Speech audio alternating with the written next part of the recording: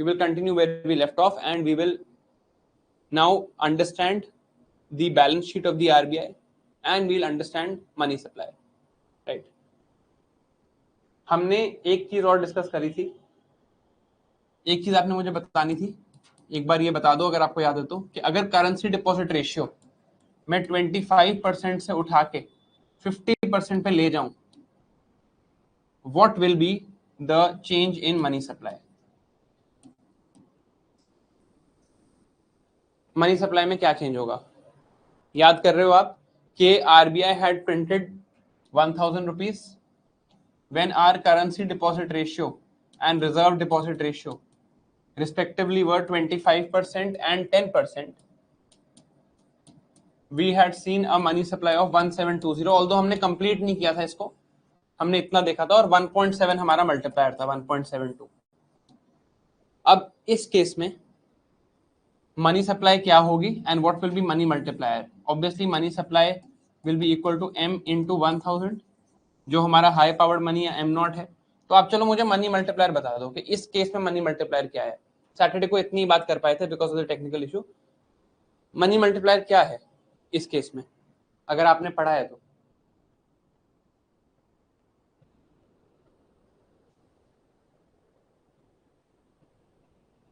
$1.45 is the money multiplier. So I can say now I have seen both the cases and I can say with certainty now that money multiplier is inversely proportional to currency deposit ratio. Money multiplier is inversely proportional to reserve deposit ratio. ये बातें हम देख चुके हैं, ये बातें हम देख चुके हैं। Money multiplier inversely proportional to currency deposit ratio, money multiplier inversely proportional to reserve deposit ratio. This, both these things we have seen, this also and this also we have seen, right? ठीक है,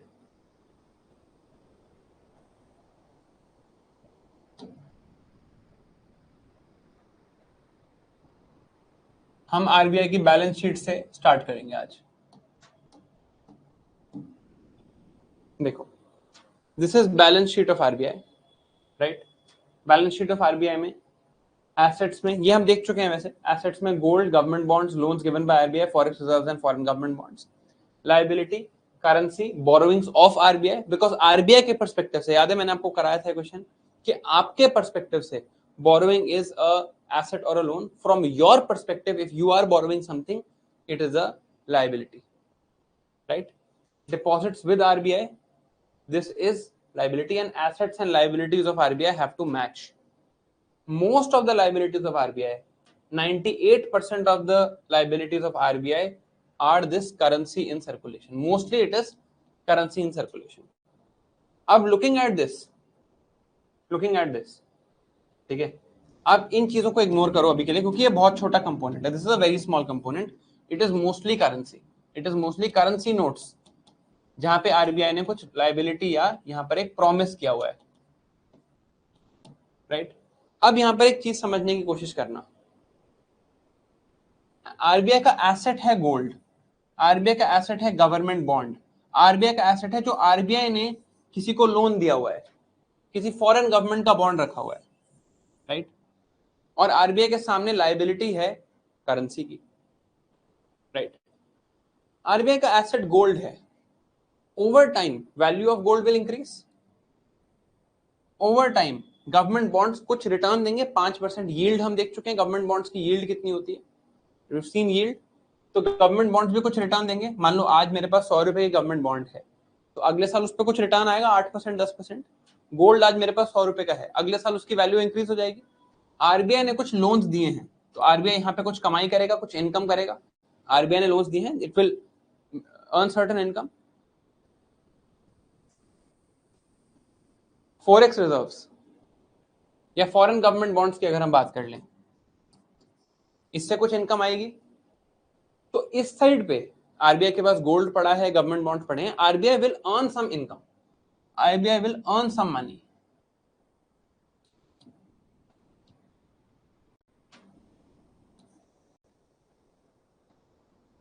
right? Liability side पे देखते हैं, जितने assets हैं उतनी ही liabilities हैं, लायबिलिटी साइड पे देखते हैं, क्या आरबीआई को इस करेंसी पे कुछ पेमेंट करनी है? आरबीआई ने आपको एक नोट दिया है 500 रुपए का, क्या अब आरबीआई आपको उस पे कोई इंटरेस्ट देगा? विल आरबीआई पे you certain interest on it? Will RBI से कि ओके यार ये लो आपके पास 500 रुपए, अगले साल इसकी वैल्यू 501 रुपए हो जाएगी या 510 रुपए हो जाएगी? Is RBI paying any interest to you? No. तो in the case of RBI, try and understand this. I will just say one line and you have to now understand this accordingly. Assets of RBI are interest bearing. Assets of RBI are interest bearing. That means when you have assets, you have more and more. If you have assets, they are interest bearing, right? You will have interest coming into you. Gold है, gold पे कुछ income होगी, government bonds हैं, government पे interest आएगा, तो जो मेरे एसेट्स हैं उससे मेरे पास इनकम आ रही है, बट जो मेरी लायबिलिटी है that is not interest bearing.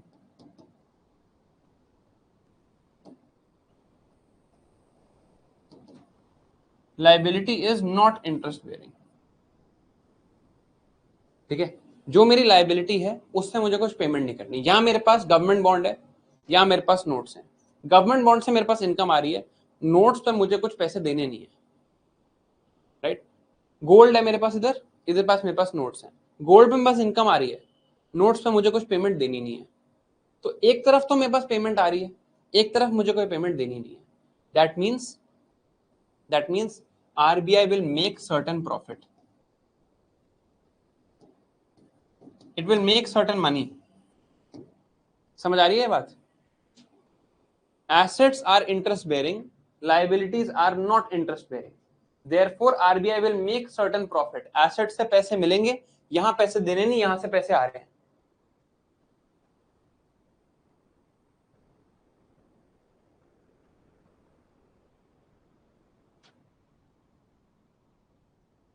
Right?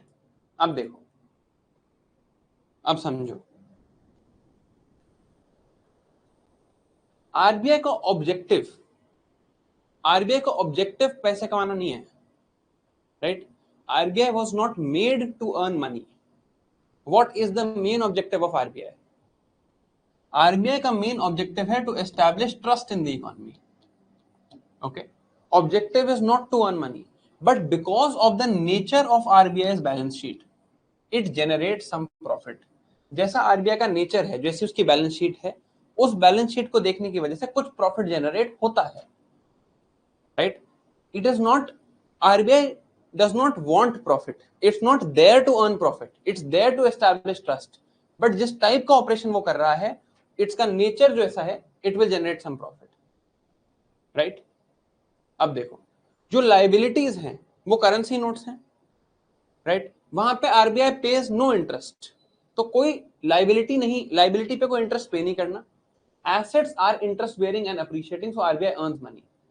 So RBI has a lot of income from its assets but not any cost to its liabilities, and because income is high, cost is not there, RBI earns profit, right? अब ये जो profit है, this profit, इसको देखने का एक तरीका है यार, देखो, people trust the RBI. It is because of the RBI that there is trust in the economy.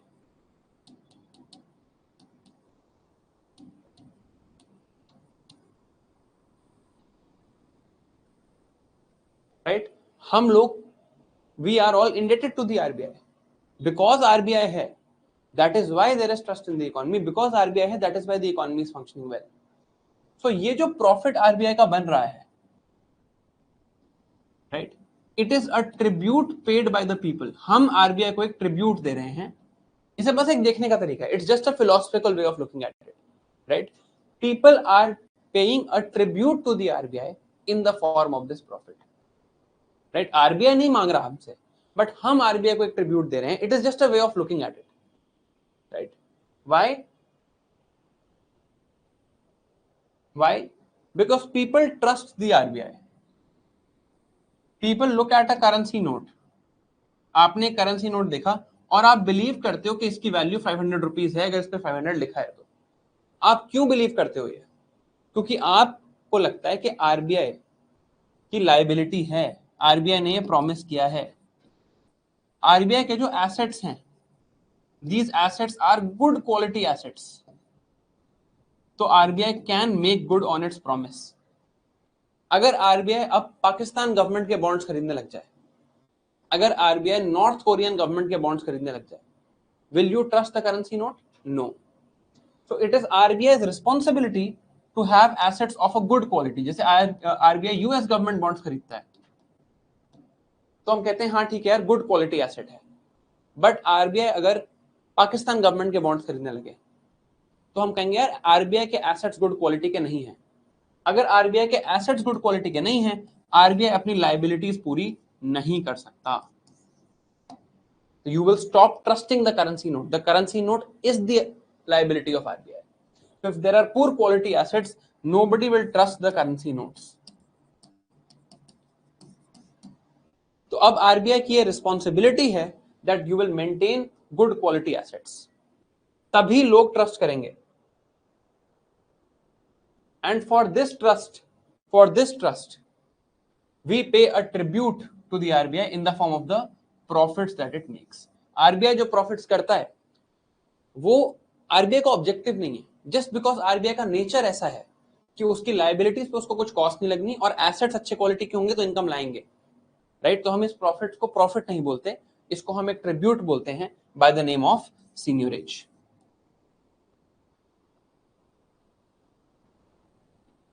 Right?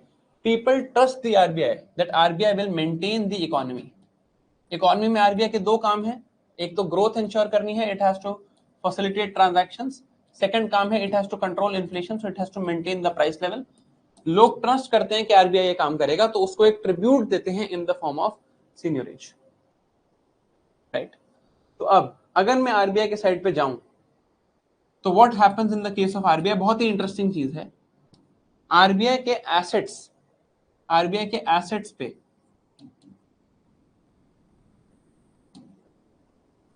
Assets पे it will earn an income. RBI की लायबिलिटी पे इट हैज नो कॉस्ट। ठीक है, ये चीज हमें पता है। अब जो इनकम आरबीआई ने अर्न करी, उससे आरबीआई कुछ पहले पेमेंट्स करेगा, अपने एम्प्लॉइज को सैलरीज देगा, रेंट देगा, ठीक है, अपनी बिल्डिंग्स के ऊपर जो भी इसके बाकी खर्चे होंगे अपने एक्सपेंसेस करेगा। इसके बाद जो प्रॉफिट बच जाएगा, RBI will transfer this profit to the government of India. क्योंकि आरबीआई को क्यों रखना है प्रॉफिट अपने पास? थोड़े से वो रिजर्व्स भी रखेंगे कि यार आगे के लिए जरूरत पड़ी तो पैसे होने चाहिए, कुछ रिजर्व्स रखेंगे और फिर वो प्रॉफिट ट्रांसफर करेंगे to government of India. This is known as seigniorage, right? ये profit is known as seigniorage, जो आरबीआई कमाता है, जो इनकम है आरबीआई की, that is known as seigniorage. This is known as seigniorage because ये एक ट्रिब्यूट है for the trust that they are maintaining. अब हमने क्या देखा था? That RBI was created as an independent entity. RBI has been created as an independent entity to maintain trust in the economy. So very interesting thing you will see that RBI अपने employees को अपनी ही income से पे करता है। RBI grade B का exam दो तो आरबीआई अपनी सैलरीज अपने एम्प्लॉइज की अपनी इनकम से पे करता है। तो जब गवर्नमेंट बजट बनाती है, when the government makes the budget, तो गवर्नमेंट सारे डिपार्टमेंट्स की सैलरीज रखती है। आईएएस ऑफिसर्स की क्या सैलरी होगी, आईपीएस की क्या सैलरी होगी, आईआरएस की क्या सैलरी होगी। The government does this completely, but RBI के एम्प्लॉइज की कोई मेंशन नहीं होता बजट में, because RBI page it's employees itself. This is a token of its independence. Government के एम्प्लॉय नहीं हो आप आरबीआई के एम्प्लॉय हो। आपको सैलरी गवर्नमेंट ऑफ इंडिया से नहीं आती, आपको सैलरी आरबीआई से आती है। This is a token of its independence. And when RBI transfers this profit to the government of India, ये profit जब RBI government of India को ट्रांसफर करती है, it deducts 0.01%, मान लो अगर 10,000 रुपीज प्रॉफिट देना है तो RBI will only give 9,999 rupees. This 0.01% is also deducted as a token of independence of RBI. कि RBI एक independent authority है, right? So this is showing the independence of the RBI, right? अब RBI के expenses क्या हैं? Notes को print करना, ये तो कॉस्ट है ही. ट्रांजैक्शंस कराना, ये कॉस्ट है. स्टाफ की सैलरीज देनी है, रेंट देना है. आरबीआई की कोई अलग से बजट नहीं होती. Government does not make a separate budget. From seigniorage RBI keep some money as a reserve. पहले RBI keep some money as reserve and transfer some to the government. जो भी आरबीआई के पास जो सीनियरेज जो इनकम बच जाती है उसमें कुछ वो अपने पास रखती है कि यार ये रिजर्व है आगे के लिए, और बाकी गवर्नमेंट को दे देती है. अब कितना, how much to give. RBI के पास मान लो 10,000 करोड़ का प्रॉफिट है, तो गवर्नमेंट को कितना देना है, how much should be given to the government, right. Earlier this was an arbitrary decision. पहले ये डिसीजन हर बार it was decided on a whim. हर बार ऐसे डिसाइड होता था कि यार जैसे करना है देख लो, ठीक है. बट इन 2016 आरबीआई की बिमल जलान कमेटी ने एक फ्रेमवर्क बनाया इसके लिए, known as capital adequacy framework, right. And ने कहा कि यार कितने पैसे आरबीआई को अपने पास रखने चाहिए, इसका एक फ्रेमवर्क बनाया गया, right. You don't need to know the exact figure, you don't need to know about this framework, you just need to know this word. इस फ्रेमवर्क में क्या लिखा गया कि आरबीआई जो प्रॉफिट कमाएगी उसका इतना परसेंट वो अपने पास रखेगी और इतना परसेंट वो गवर्नमेंट को ट्रांसफर करेगी, ठीक है. अब आरबीआई कीप्स 0.0%. जब वो ट्रांसफर भी कर रही है, लेट्स से आरबीआई ने लेट्स से 1 लाख रुपीस का प्रॉफिट कमाया और आपको बोला गया कि आरबीआई गवर्नमेंट को ट्रांसफर करेगी 90% और अपने पास रखेगी 10%. तो इस 90% ये हुआ 90,000. ये 90,000 भी जब वो ट्रांसफर करेंगे तो they will keep 0.01% with themselves as a token amount. तो 90,000 ट्रांसफर नहीं होगा. कितना ट्रांसफर होगा, 89,991 रुपीज ट्रांसफर होगा. 9 रुपीज आरबीआई टोकन के लिए अपने पास रखेगी to show that RBI is an independent authority. ठीक है, आरबीआई में अपनी इंडिपेंडेंस है, राइट. अब this we have seen currency deposit ratio. ये हमने देख लिया था, इसकी एक्सप्लेनेशन मैं आपको दे चुका हूं. हमने क्या समझा था, what is currency deposit ratio. Meaning of currency deposit ratio is कि कैश अपॉन डिपॉजिट्स. हमने एक केस देखा था शुरू में, व्हेन इट वाज 25%. मुझे 1,000 रुपीज मिले थे आरबीआई से, मैंने 200 कैश रखे थे, 800 डिपॉजिट किए थे. फिर आपको एग्जांपल दिया था कि सीडीआर को आप 50% करके देख लो. फिर हमने इससे एक रिलेशनशिप एस्टैब्लिश करी थी, that money multiplier is proportional to 1 by currency deposit ratio, inversely proportional to currency deposit ratio. ये बात हमने एस्टैब्लिश करी थी. अब बात ये है कि सीडीआर किन चीजों पर डिपेंड करता है. हम करेंसी डिपॉजिट रेशियो किसी एक पर्सन का नहीं जानना चाह रहे कि मेरा कितना है, मैं कितना पैसा कैश में रखता हूं और कितना डिपॉजिट में रखता हूं, या आपका कितना है. हम जानना चाह रहे हैं एक ब्रॉड इकोनॉमी का एवरेज लेवल, कि इकोनॉमी में एक एवरेज लेवल पे एक इंडियन कितने पैसे कैश में रखता है और कितने पैसे डिपॉजिट में रखता है. It's an average level at the economy, right. This currency deposit ratio is actually a behavioral parameter.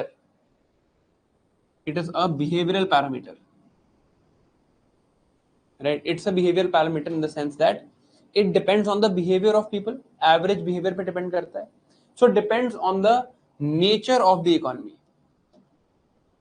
जैसे कि अगर फेस्टिव सीजन है, मान लो दिवाली का टाइम है, तो आप ज्यादा कैश रखोगे अपने पास, क्योंकि आपको पता है रोज ही कुछ ना कुछ खरीदारी होनी है.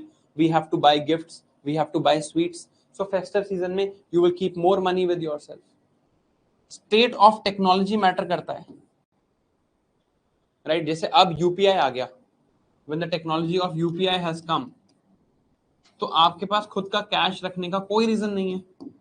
हो सकता है यू वुड वांट कि यार मैं तो कैश रखूं ही ना, राइट? तो UPI is causing currency deposit ratio to fall और राइज. बताओ, सो तो नहीं गए हो? UPI is causing CDR to fall और राइज.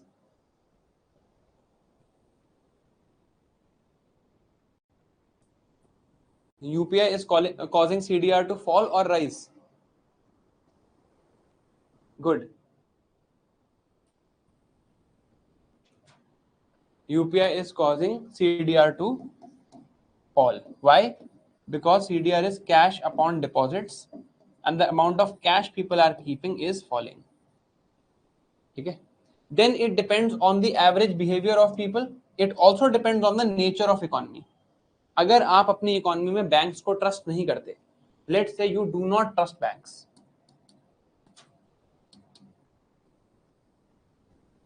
चलो आपसे ये पूछता हूं, I will ask a different question.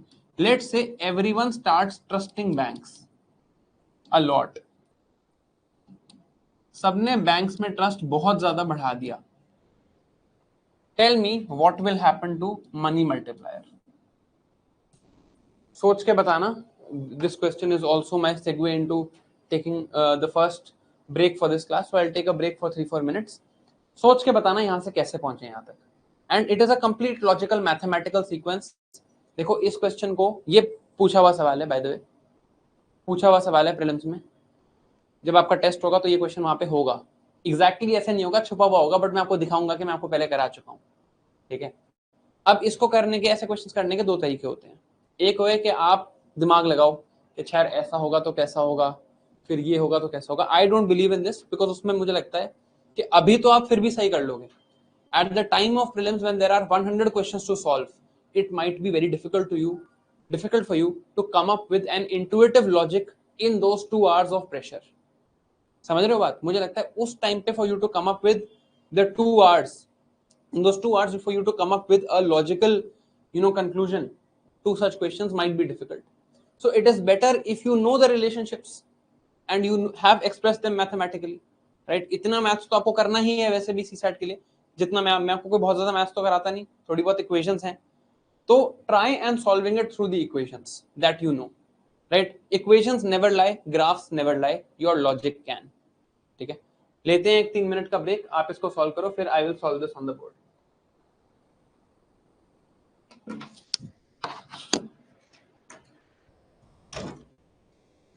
हाँ जी, देखो आंसर अभी आपका चेक हो जाएगा, बट मैं आपको बताता हूं कि what I would have wanted from you in a question like this. People are trusting banks more. What does that mean? अगर मैं कैश और डिपॉजिट्स का रेशियो देखूं, अगर मैं बैंक्स में ज्यादा ट्रस्ट करूंगा तो क्या करूंगा? ऑब्वियसली मैं कहूंगा यार let me deposit more money. Bank में ट्रस्ट ज्यादा करूंगा तो मैं बैंक में डिपॉजिट देने में खुश रहूंगा. चलो बैंक को डिपॉजिट दे देते हैं, कोई प्रॉब्लम नहीं है, बैंक तो बढ़िया है, यही होगा.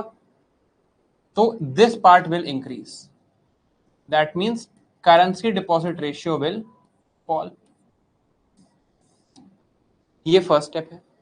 मुझे क्या पता है कि money multiplier is proportional to 1 by CDR, inversely proportional to CDR.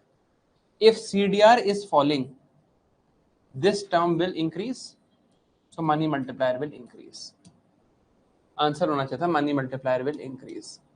अब आप वैसे भी सोच सकते हो कि हमने क्या देखा था कि banks are the one that are multiplying money. Banks के पास पैसा आता है, वो कुछ लोन की तरह देते हैं, कुछ डिपॉजिट की तरह रखते हैं. Banks are the one that are multiplying money. When people are trusting banks, more money is going to banks, so more multiplication of money will happen. But हो सकता है, ये बात आई होप आप लोग समझ पा रहे हो. प्लीज मुझे yes or no करके बताना अगर आपको समझ आ रही है या नहीं, कि भाई हो सकता है प्रीलिम्स में आपको ये इंटुइटिव लॉजिक कि banks are the one that are multiplying money, तो लोग बैंक्स को ज्यादा ट्रस्ट कर रहे हैं, तो बैंक के पास ज्यादा पैसा होगा तो पैसा मल्टीप्लाई हो जाएगा. हो सकता है ये इंट्यूशन आपको वहां पर फेल कर जाए. बट अगर आप ये बातें याद करके गए हो और हमने लॉजिकली पढ़ा है तो और समझ के पढ़ा है तो याद करने में कभी दिक्कत आएगी नहीं. If you remember these things and since you have understood them it will be easy to remember them, you will never go wrong. तो देखो मेरी अप्रोच तो जनरली प्रीलिम्स में, and that is why I always score high in prelims, और I have always scored high in prelims. First time मैंने prelims दिया था 2021 में, my marks were 115, cut off was 87, first attempt के marks हैं ये, ठीक है. Because in these approaches you can't go wrong, you can't go wrong when you have something like this. आपको पता है कि यार इसी बेसिस पे मुझे सॉल्व करना है. Is this clear? ये बात क्लियर हो रही है? Were you able to arrive to the answer? ये अप्रोच ठीक लग रही है आप लोगों को? Is this the approach you guys want to use?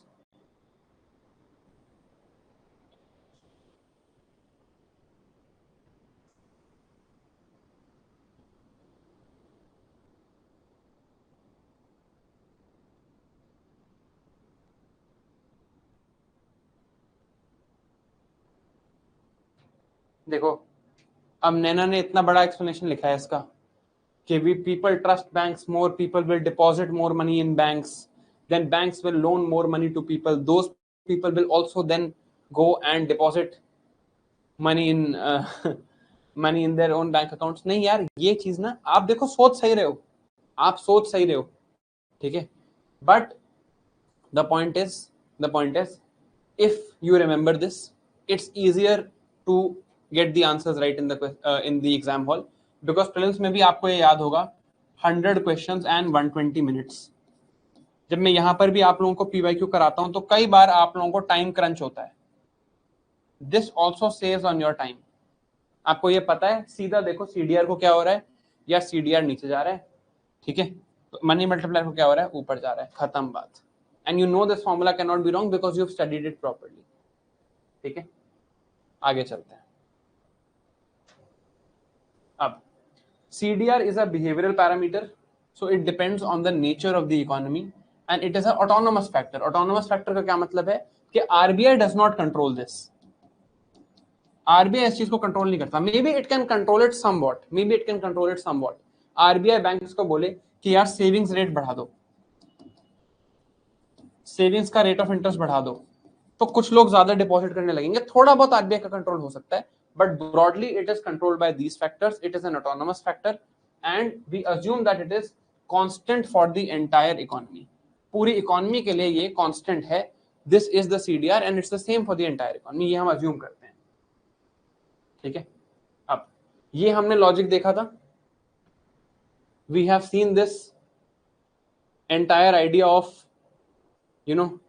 money multiplier and the idea of money supply increasing because of banks, right? अब देखो money supply depends on these two things, right? I noted this that money supply is equal to money multiplier into m naught. Money multiplier factor is inversely proportional to CDR, is inversely proportional to RDR. ये जो दोनों चीजें लिखी हैं ये मुझे clear है, ठीक है. नाउ ये हमने देख लिया. अब देखते हैं, अब दो तीन चीजें हैव टू अंडरस्टैंड. हमने देखा कि मनी मल्टीप्लायर दो चीजों पर डिपेंड कर रहा है. एक तो सीडीआर पे डिपेंड कर रहा है. CDR is a behavioural parameter, depends on how people will behave in the economy. Behavioural parameter है. The other thing money multiplier depends on is RDR. RDR is not a behavioral parameter. RDR is controlled by RBI.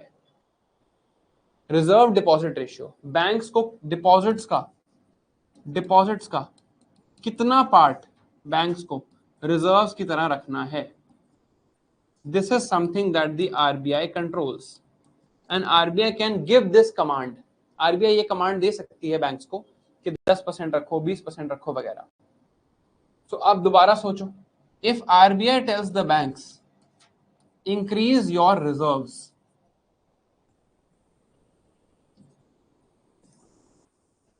What happens to money multiplier? बताओ. RBI ने banks को बोला अपनी reserves बढ़ाओ, money multiplier को क्या होगा?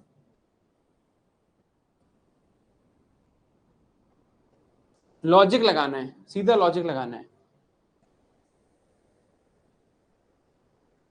RDR is equal to reserves upon deposits. RBI told the banks increase your reserves. That means RDR will increase. Money multiplier is inversely proportional to RDR. If RDR has increased, money multiplier will fall.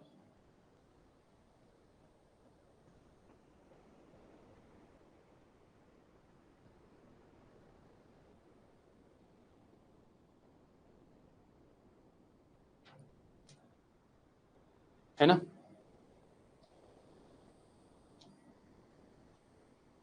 Money multiplier will fall as RDR increases. अब for any bank, कोई भी bank है world में, जैसे जो हम bank जिनके साथ डील करते हैं, जैसे SBI या HDFC, for any bank there are some people who are giving deposits to the bank. On this deposit, bank has to pay an interest. Pay an interest rate.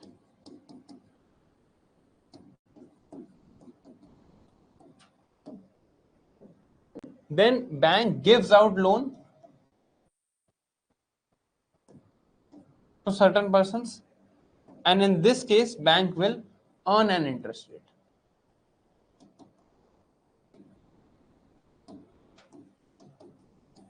Bank will earn an interest rate. Now in this case, what is the earning or the profit of the bank? What is the profit of the bank? What is the earning of the bank? तो bank की अगर मैं earning देखूं, if I have to look at the earning of the bank, I would say that it is the interest earned on loans minus the interest on deposits. Loan पे जो income मिल रही है, जो interest rate loan पे मिल रहा है versus जो interest rate देना पड़ रहा है डिपॉजिट पे, this is the factor that will control the earnings of the bank, and this factor is known as spread. So spread is lending rate at which bank lends minus deposit rate, right?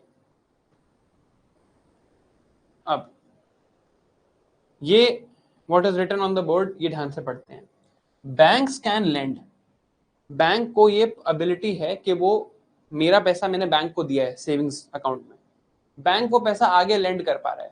Savings account में वो सिर्फ कुछ 10% 5% रखता है, बाकी वो आगे land कर देता है. क्यों कर पा रहा है बैंक ये? Bank is able to do this because people trust that banks will be able to repay. लोग ट्रस्ट करते हैं कि बैंक रीपे कर पाएगा, right?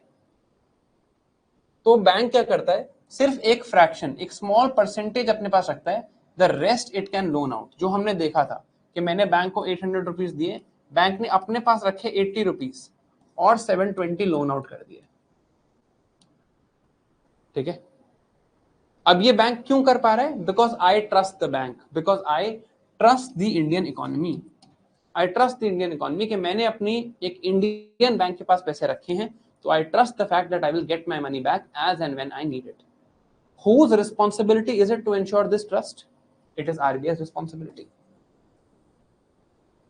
What is the factor that is creating this trust? The fact that bank is keeping certain reserves. ये reserves bank इसलिए रख रहा है ना ताकि मुझे ट्रस्ट रहे, और तो कोई रीजन नहीं है. ताकि मुझे ट्रस्ट रहे इसलिए रिजर्व रख रहा है. ट्रस्ट बनाने की रिस्पॉन्सिबिलिटी आरबीआई की है. So RBI controls how much reserves a bank should keep. तो आरबीआई विल टेल बैंक्स कि आप इतने रिजर्व्स रखो. Why? Because it is RBI's responsibility to ensure trust in the economy, right? So RBI dictates RDR as a regulation. RBI बताता है कि आप RDR कितना रखो.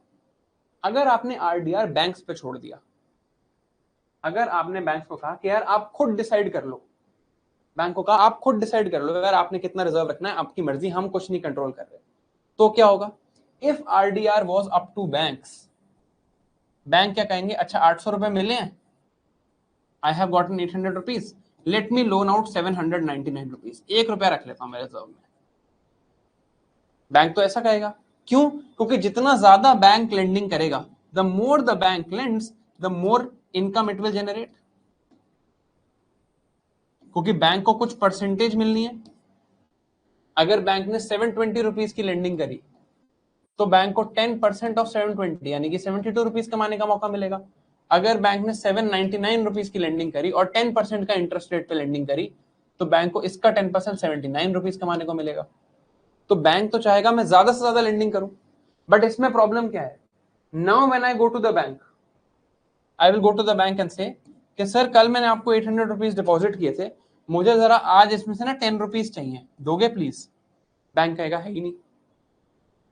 तो I will create a panic, I will tell everyone else that ये bank पैसे वापस नहीं कर रहा, सब एकदम से बैंक के पास आ जाएंगे कि यार हमारे पैसे वापस करो। This situation is called a bank run. People run to the bank to withdraw their deposits due to loss of trust. This happens when there are poor lending practices. मान लो आपको पता चले कि आपके बैंक ने नीरव मोदी को लोन दिया था एंड उसने कुछ भी पैसा वापस नहीं किया।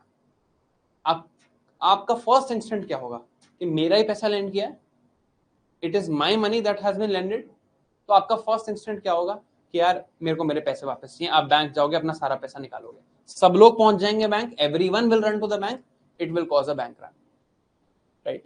तो बैंक के पास रिजर्व्स होना जरूरी है, बैंक के पास रिजर्व्स होना जरूरी है ताकि जब आप बैंक में जाओ कभी ऐसा ना हो कि बैंक के पास पैसे ना हो। इन रिजर्व्स की वजह से you will get trust. Trust लाने की रिस्पॉन्सिबिलिटी किसकी थी? आरबीआई की। तो आरबीआई बताएगा कि बैंक के पास कितने रिजर्व्स होने चाहिए। इज इट क्लियर और नॉट? एब्सोल्युटली क्लियर हुआ आरडीआर सीडीआर का कॉन्सेप्ट?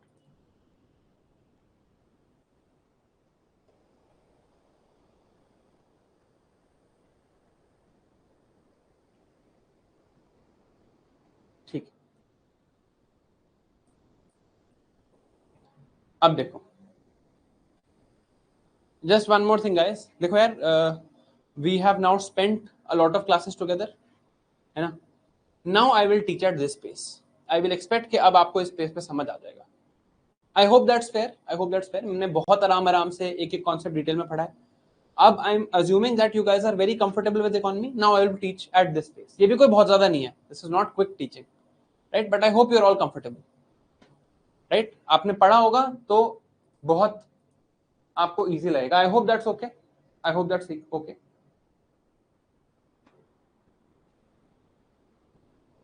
जो रिवाइज कर रहे हैं, जो रिवाइज कर रहे हैं रेगुलरली, जो क्लास अटेंड कर रहे हैं रेगुलरली और रेगुलरली रिवीजन कर रहे हैं, उनको कोई प्रॉब्लम नहीं आनी चाहिए इसमें।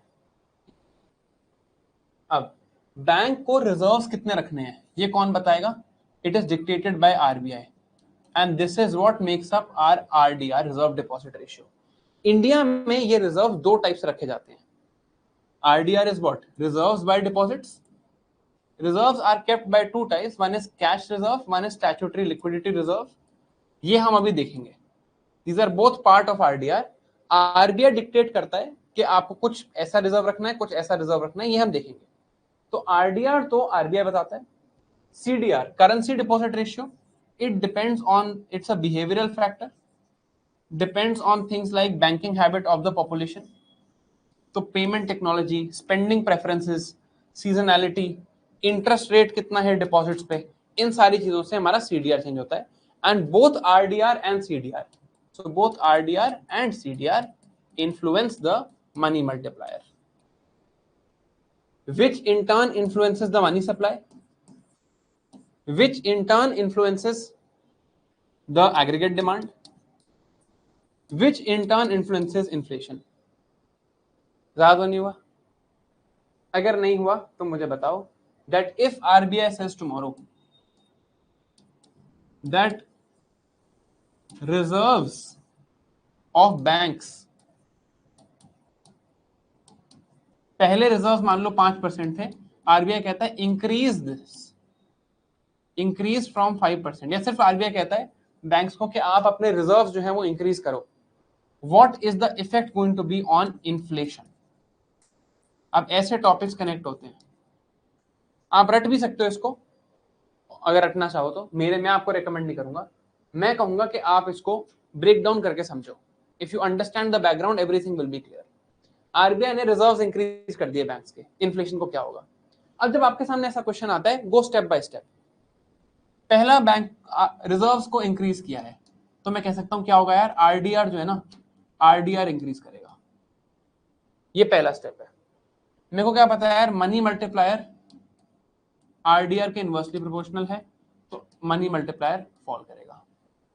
मनी मल्टीप्लायर फॉल करेगा तो यार मुझे क्या पता है, money supply is m into am not, तो मनी सप्लाई जो है वो फॉल करेगी। मनी मल्टीप्लायर कम हो रहा है तो मनी सप्लाई भी कम हो रही है।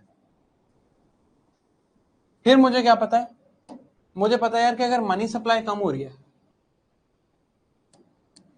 तो that means this is demand for money,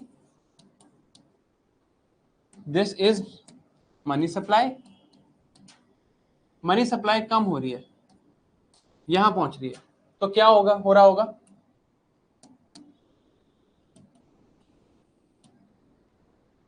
there must be an increase in interest rate. पहले इंटरेस्ट रेट इतना था, earlier this was the interest rate, this is IR1, this is IR2, interest rate has increased। जब interest rate increase हो गया तब मुझे क्या पता है कि यार इंटरेस्ट रेट जब इंक्रीज होता है ना तो लोग कंजम्पशन कम करते हैं और इन्वेस्टमेंट कम करते हैं, राइट। सो जब इंटरेस्ट रेट इंक्रीज होता है तो एग्रीगेट डिमांड फॉल्स। जब एग्रीगेट डिमांड फॉल होती है तो मुझे क्या पता है, मुझे पता है यार this is aggregate demand 1, this is aggregate supply, and मुझे पता है कि यार देखो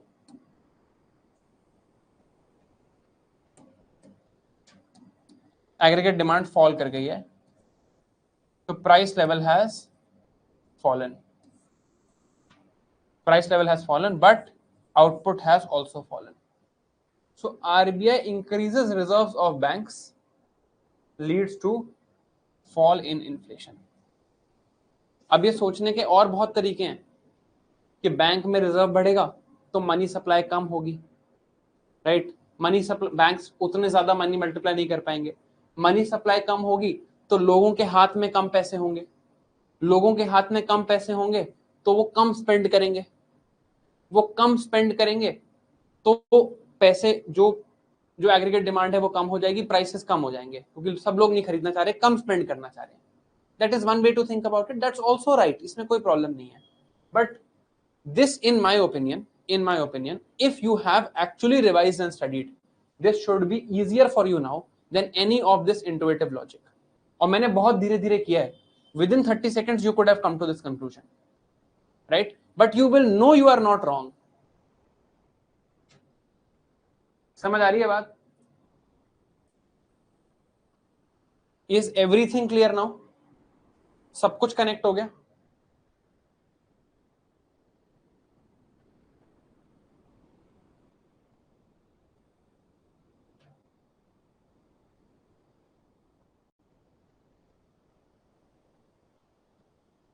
ठीक है, अब ये हमने देखा है, ये हमने देखा है, this formula is their money multiplier का सीडीआर आरडीआर के टर्म्स में बिल्कुल भी याद करने की जरूरत नहीं है, एनसीईआरटी में दिया हुआ है, वैसे बिल्कुल याद करने की जरूरत नहीं, ठीक है। अब money creation is the essential feature of the banking system. जो बैंकिंग सिस्टम है उसका काम ही है money creation, money multiplication, and RBI controls how much money can be multiplied through the banking system, right. RBI controls money supply by controlling banks' ability to create money, right? अब देखो,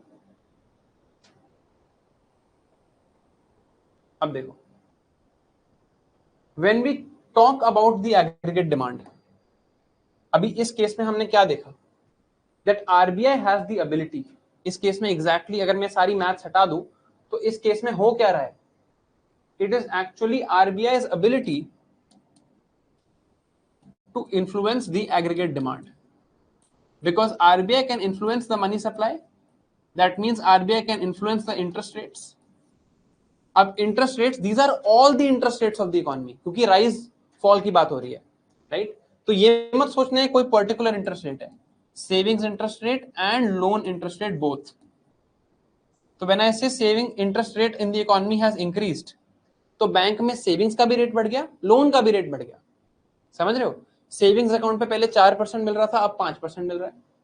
तो अब will you spend more और spend less? सोचना इस बात को.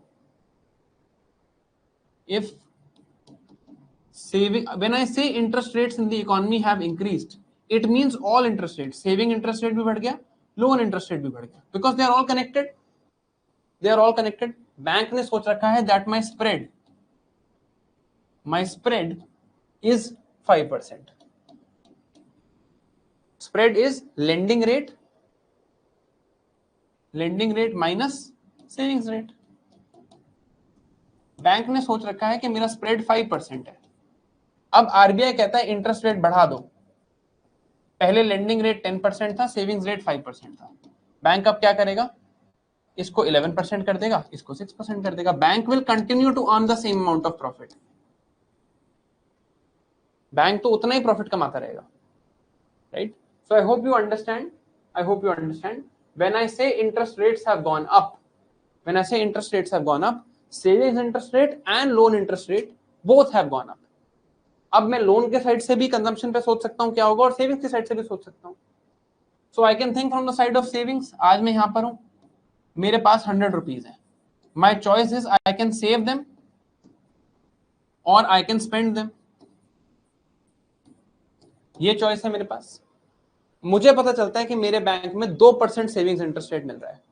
I am getting only 2% savings interest rate. मैं कहूंगा यार छोड़ो ना, खर्च कर दो पैसे, 2% के लिए कौन बैंक में डालेगा. अगर मुझे बैंक सेम टाइम पे कहता है कि टू नहीं, we will give you 20% interest rate, बहुत बढ़ा दिया बैंक ने, interest rates have gone up, तो मैं कहूंगा यार नहीं खर्च करता, let me put this in the bank, next year I get 120 rupees. So savings rate is high, consumption will go down. Loan rates are high, ये तो हम पढ़ चुके हैं, investment will go down. Loan महंगा मिल रहा है, companies will want to invest less, right? So interest rates go up. When interest rates go up what happens, या रहने देते हैं इसको यहां पे. When interest rates go up, we know that interest rates have gone up, consumption will go down and investment will go down, right? RBI has the ability to control the money supply. RBI decides the money supply. So since RBI has the ability to control the money supply, RBI can control interest rates. That means RBI can control consumption and investment. That means RBI can control aggregate demand. यहाँ पर exactly यही हो रहा है. RBI is changing RDR, and through this it is able to control the aggregate demand, right? So RBI has the ability to control the aggregate demand through changes in interest rates. ठीक है? I hope this is understood. तो अब हमने ये establish किया कि RBI can control the aggregate demand. तो अब in this equilibrium of the aggregate demand and the aggregate supply,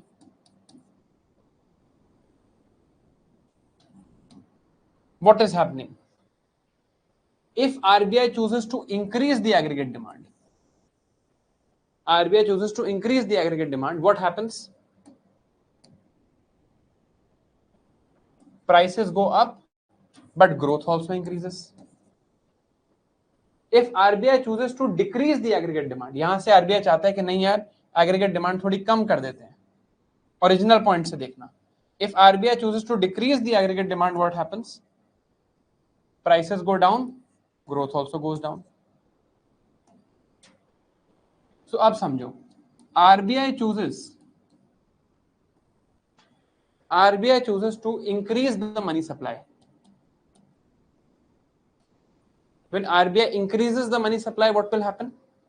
RBI increases the money supply. Graph से देखते हैं, रटेंगे नहीं. RBI increases the money supply. यहां से यहां interest rates will fall in interest rates. That means increase in aggregate demand. That means increased inflation and increased growth. But जो purple में case लिखा है, RBI can choose to decrease the money supply. When RBI decreases the money supply, what happens? यहां पे देख रहे हो, money supply कम हुई, इंटरेस्ट रेट राइज करता है, increasing the interest rates. That means there is going to be fall in aggregate demand, and in this case inflation is going to come down, but so is growth going to come down. So RBI या money supply बढ़ाएगी तो inflation भी बढ़ाएगी, growth भी बढ़ाएगी. RBI money supply कम करेगी तो inflation भी कम करेगी, ग्रोथ भी कम करेगी. So RBI is involved in what is called a inflation growth trade-off.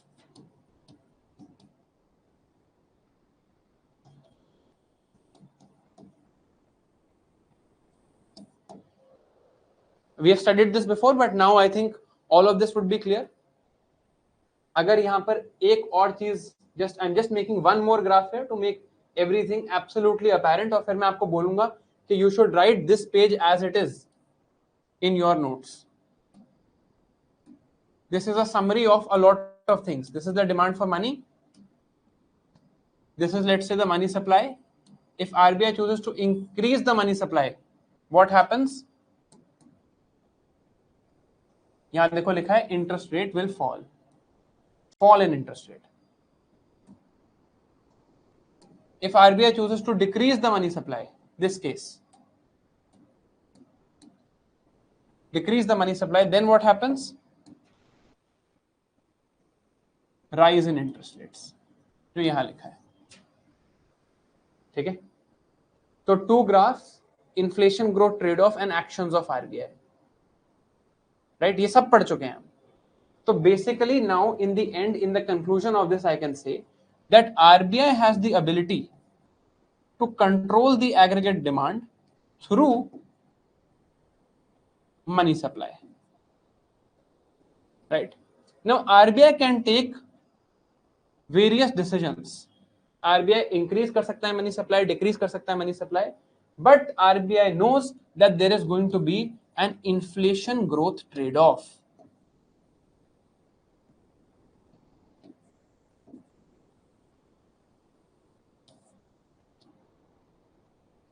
So now RBI's policy, RBI की पॉलिसी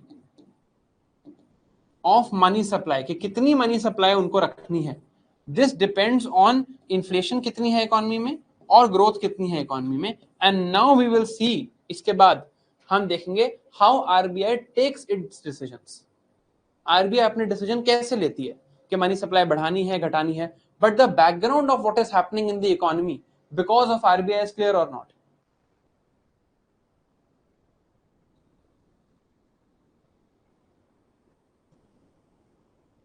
ये सब तो हम पढ़ चुके हैं. We all, I think everything is now connecting.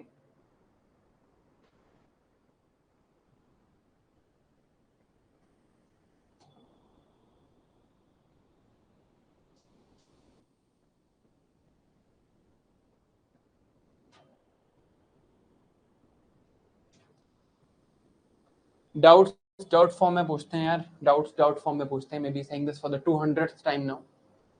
ठीक है, अब RBI has a responsibility to decide money supply. There is growth and there is inflation. Both things are there.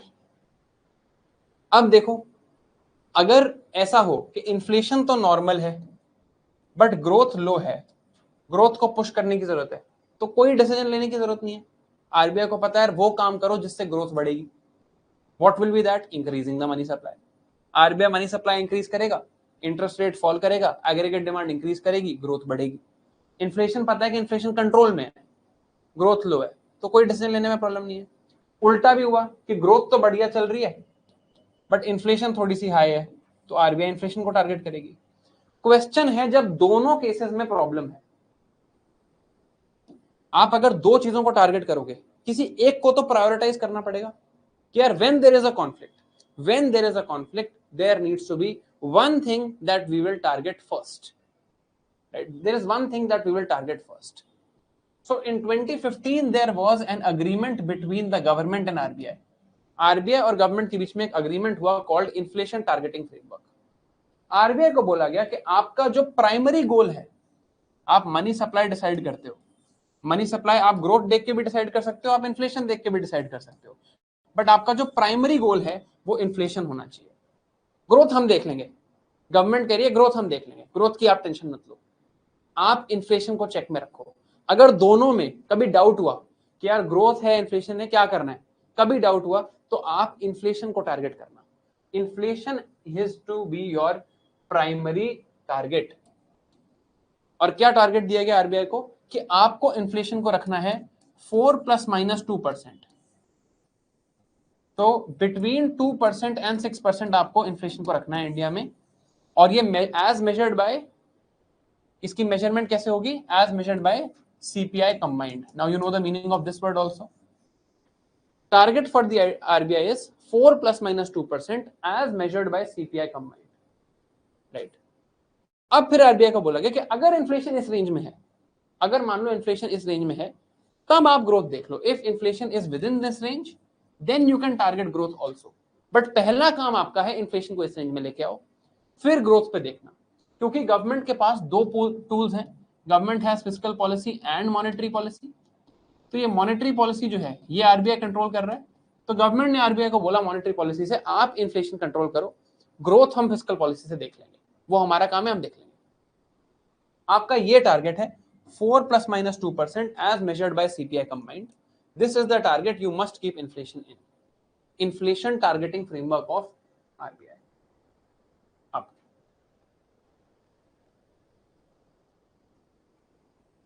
Up. Let's now read about control of money supply. How does RBI control the money supply? How does RBI take its decisions?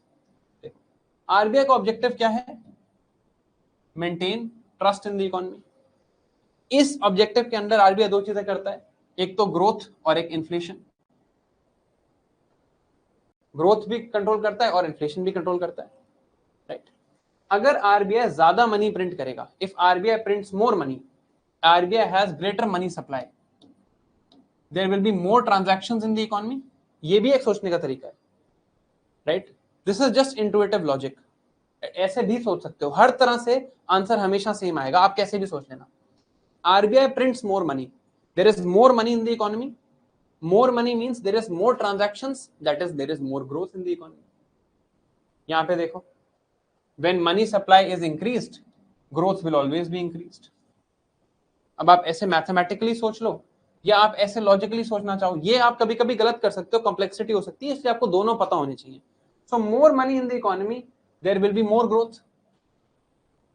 So RBI will increase the money supply, there will be growth, right? But when there is more money in the economy, याद करो Fisher equation. Fisher equation was M into V is equal to price level into output. अगर output का level same रहता है, output का level same रहता है, तो I can say price level is equal to MV by O। आप जब मनी बढ़ाओगे तो प्राइस लेवल बढ़ेगा। So if the same level of output is there, if output is the same level, more money can lead to increase in price levels. So RBI increases the money supply, there will be inflation. RBI increases money supply, there will be growth. RBI increases money supply, there will be inflation. हमने mathematically भी यही चीज देखी है। RBI increases the money supply, there will be inflation and there will be growth. Inflation भी बढ़ेगी, growth भी बढ़ेगी, aggregate demand will shift outward. I hope everything is connected. Right, अब कहीं पे कोई डाउट होना ही नहीं चाहिए, क्योंकि पीछे की मैथ्स भी आती है और समझ भी आ रहा है, राइट। तो अब देखो, basically there should be optimum amount of money in the economy, जिससे ग्रोथ तो हो बट इन्फ्लेशन ना बढ़े।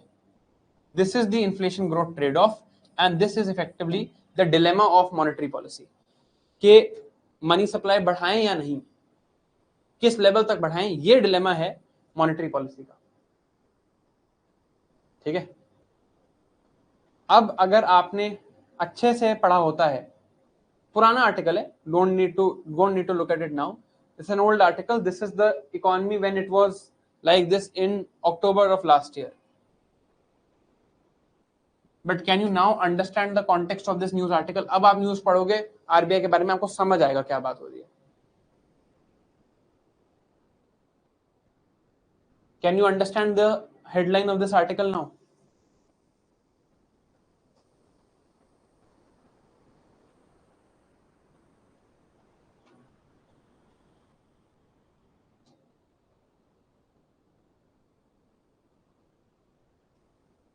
ठीक है. अब देखो, how does RBI take its decision.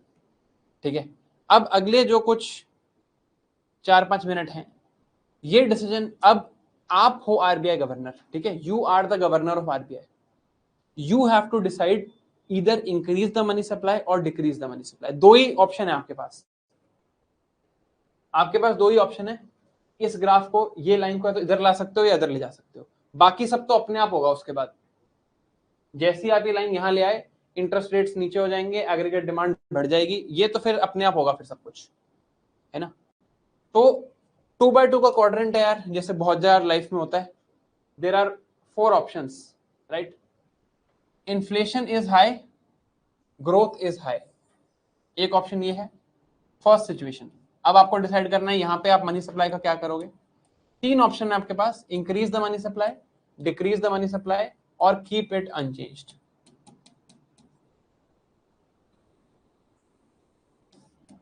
ठीक है, आप आरबीआई के गवर्नर हो, डिसीजन आपने लेना है. तो पहला सिचुएशन है, इन्फ्लेशन भी हाई है, ग्रोथ भी हाई है. सेकंड सिचुएशन है, ग्रोथ हाई है, इन्फ्लेशन लो है. थर्ड सिचुएशन है, इन्फ्लेशन हाई है, ग्रोथ लो है. और लास्ट सिचुएशन है, इन्फ्लेशन लो है, ग्रोथ लो है. राइट, ये 4 क्वाड्रेंट्स में सिचुएशन है. आपको इसके हिसाब से डिसीजन लेना है. तो let's start with the first situation.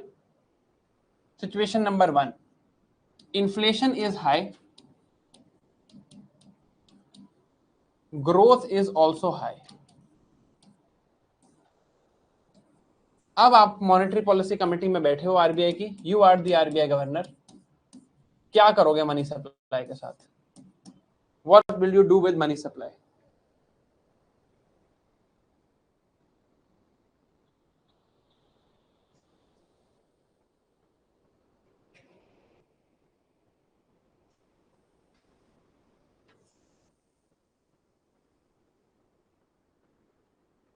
चलो बढ़िया, सबका ही आंसर सही है. You will want to now decrease the money supply. When you will decrease the money supply, what will happen? Growth will go down and inflation will also go down. आपका काम था inflation कम करना, है ना. अब the better answer in this case would have been, आप खुद सोच के देखो, decrease money supply सही आंसर है. better answer would have been, I will decrease the money supply. देखो, आप मनी सप्लाई कम करोगे, ग्रोथ भी तो कम आ जाएगी. आपको ग्रोथ हाई रखनी है ना, ग्रोथ भी कम आ जाएगी, इन्फ्लेशन भी कम आ जाएगी. हाँ, आपको इन्फ्लेशन कम करना है. तो I will decrease the money supply till inflation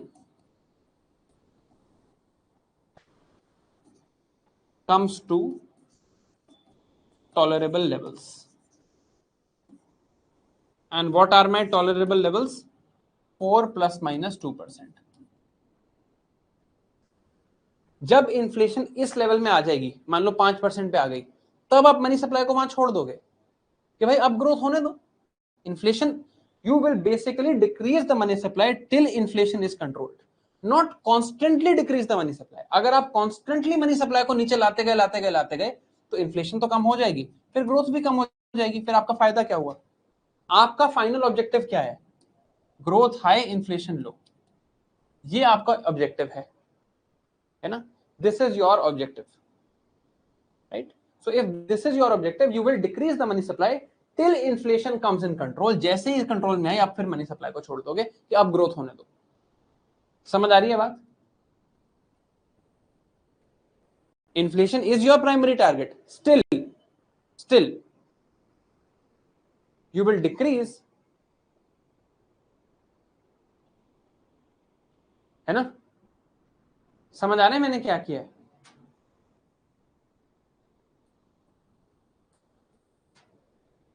अब देखो, अभी मैंने चार्ट में नाम नहीं लूंगा मैं, अभी मैंने चैट में देखा किसी ने लिखा हुआ है कि इंटरेस्ट रेट्स विल रिड्यूस। भाई इस केस में interest rates will not reduce. यही प्रॉब्लम है लॉजिक लगाने की, अपना दिमाग में सोचने की। सोचना ही नहीं है भाई। इन्फ्लेशन हाई है, इन्फ्लेशन हाई है, आरबीआई ने क्या किया है, मनी सप्लाई को रिड्यूस किया है। मनी सप्लाई को रिड्यूस किया है तो सिंपल देख लो क्या होगा, interest rates will increase in this case. Interest rates will increase, aggregate demand will become low. Aggregate demand कम होगी, प्राइस लेवल्स गिर जाएंगे, बट ग्रोथ भी कम होगी। ऐसे बनता है ग्राफ, 1 मिनट में सॉल्व होता है। आपको पता है ना आप किस चीज का ग्राफ बना रहे हो, तो इसकी प्रैक्टिस इंपॉर्टेंट है। ठीक है, so first case, high growth, high inflation. What will RBI do? Decrease the money supply. What are the consequences? Consequences are reduction in price levels, so inflation will come down, but growth भी कम होगी, right? So money supply should be reduced to a level that growth does not suffer and unemployment doesn't rise beyond tolerance range. अब unemployment कहां से आ गया, समझ आ रही है बात?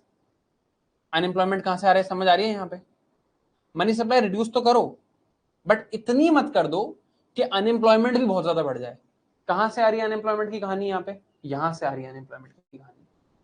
You are reducing the money supply, we are going in this direction, reducing the money supply, aggregate demand is falling, right? You are reducing the money supply, growth is coming down, so unemployment will go up. Unemployment की भी कहानी है यहाँ पे, याद रखना, वो कहानी हम डिस्कस कर चुके हैं अनएम्प्लॉयमेंट वाली।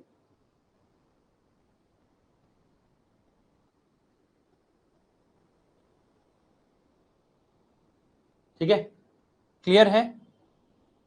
I hope whatever is written on the board is clear. You reduce money supply, but growth should not suffer. Now this is called contractionary monetary policy. RBI is contracting the amount of money. RBI is reducing the money supply. So economy में जितना money है RBI उसको contract कर रहा है, कम कर रहा है। कॉन्ट्रैक्शनरी और tight monetary policy, reducing the money supply in the economy. पहला क्वाड्रेंट का केस क्लियर है? Second quadrant, there is high growth and low inflation. What will you do to the money supply? क्या करोगे money supply को?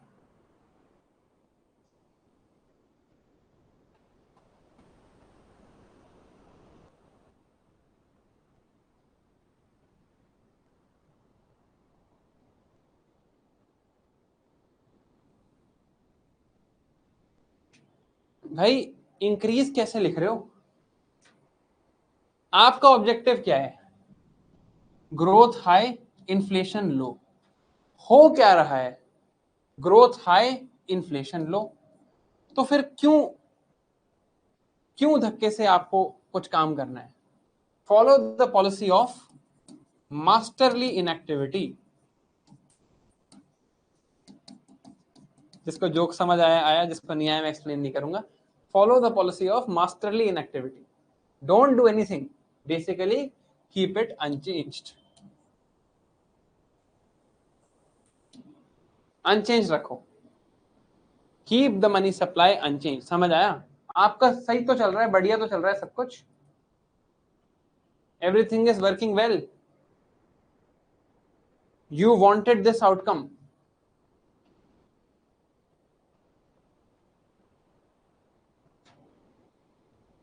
तो फिर क्यों मजे लेने फिर, है ना?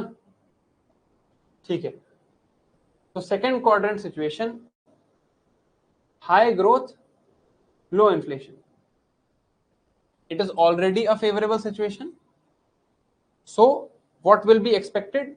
Maintain the status quo. Status quo means जैसा है वैसा रहने दो, जैसा है वैसा रहने दो। You have a neutral monetary policy, you don't change anything, don't change anything, neutral policy, don't change anything.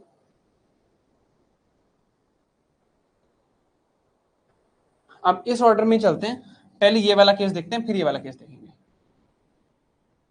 Look at case number 4. In this case, inflation is high, growth is low.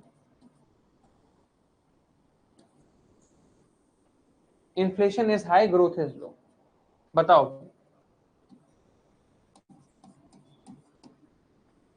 Money supply में क्या करोगे?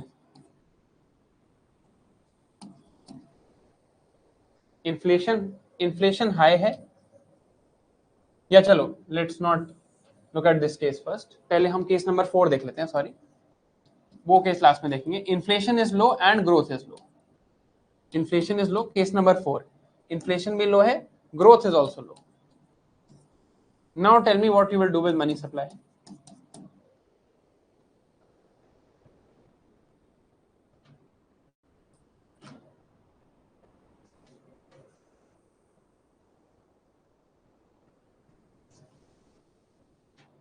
फिर तुम ढंग का answer नहीं दे रहे हो.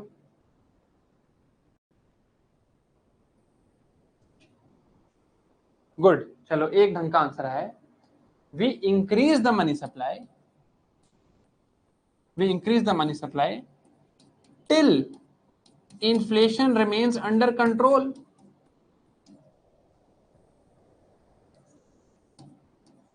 इतनी थोड़ी बढ़ा देनी है कि इन्फ्लेशन 10% हो जाए. I will increase the money supply till inflation remains under control. So what path will I use? I will increase the money supply. I will go from here to here. That means fall in interest rates. That means rise in aggregate demand. When there is rise in aggregate demand, this shift is happening. That means growth will increase, but price levels will also increase. इसको control में रखना है, इतना नहीं होने देना, इतना price level increase नहीं होने देना कि भाई इन्फ्लेशन बहुत ज्यादा बढ़ जाए. So it is this case: increase the money supply, decrease the interest rates, increase aggregate demand, increase inflation, increase growth. But inflation should be kept in control. Growth becomes your focus, but you will increase till inflation is kept in control. This is quadrant number 4. Let's read. RBI will increase the money supply. Expected increase of growth, expected increase of prices. So money supply should be increased till prices are within tolerance range. This is called expansionary or easy money policy.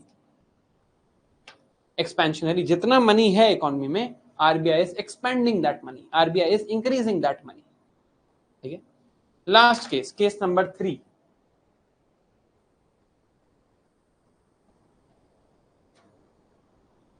Inflation is high, growth is low. High inflation and low growth. अब बताओ, तुम्हारे पास 4 minute है सोचने के लिए. ध्यान से सोचना, ठीक है?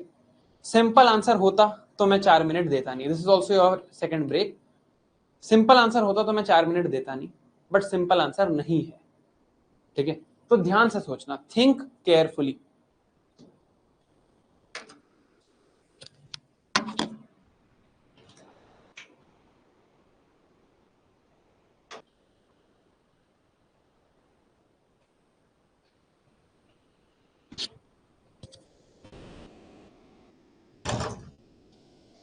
बताओ भाई गवर्नर साहब, what is your decision? What is your decision, honourable RBI governor, when inflation is high and growth is लो?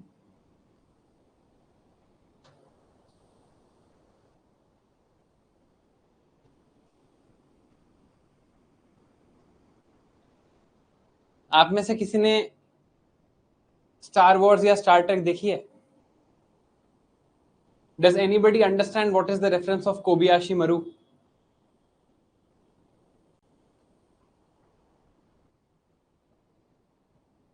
कोबियाशी मरु का रेफरेंस समझते हो? Kobayashi Maru was a test where you could not win. This is a situation where you can't win. आप जीत ही नहीं सकते. क्यों? क्योंकि अगर आप मनी सप्लाई को यहां पर इंक्रीज करते हो, ठीक है, तो इन्फ्लेशन ऑलरेडी हाई है, बहुत ज्यादा हाई हो जाएगी. अगर आप मनी सप्लाई को यहां पर डिक्रीज करते हो तो आप क्या करोगे?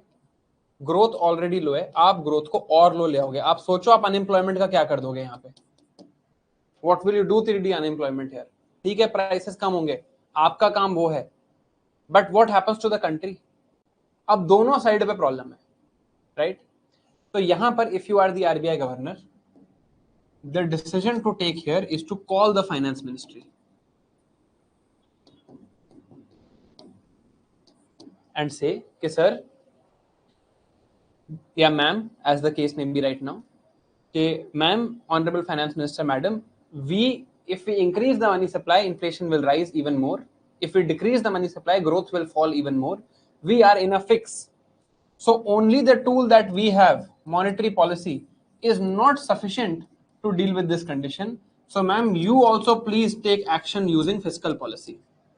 आप भी fiscal policy का action low and let us act together in a calibrated manner. साथ में काम करते हैं, बिकॉज अब नेशन एक क्राइसिस में है and both actions need to be taken together, right. This is called stagflation. ये टाइप्स ऑफ इन्फ्लेशन में आपको बताया था, I will not explain again, this was your homework, I am assuming you have studied it. It is difficult to take a monetary policy decision in this case.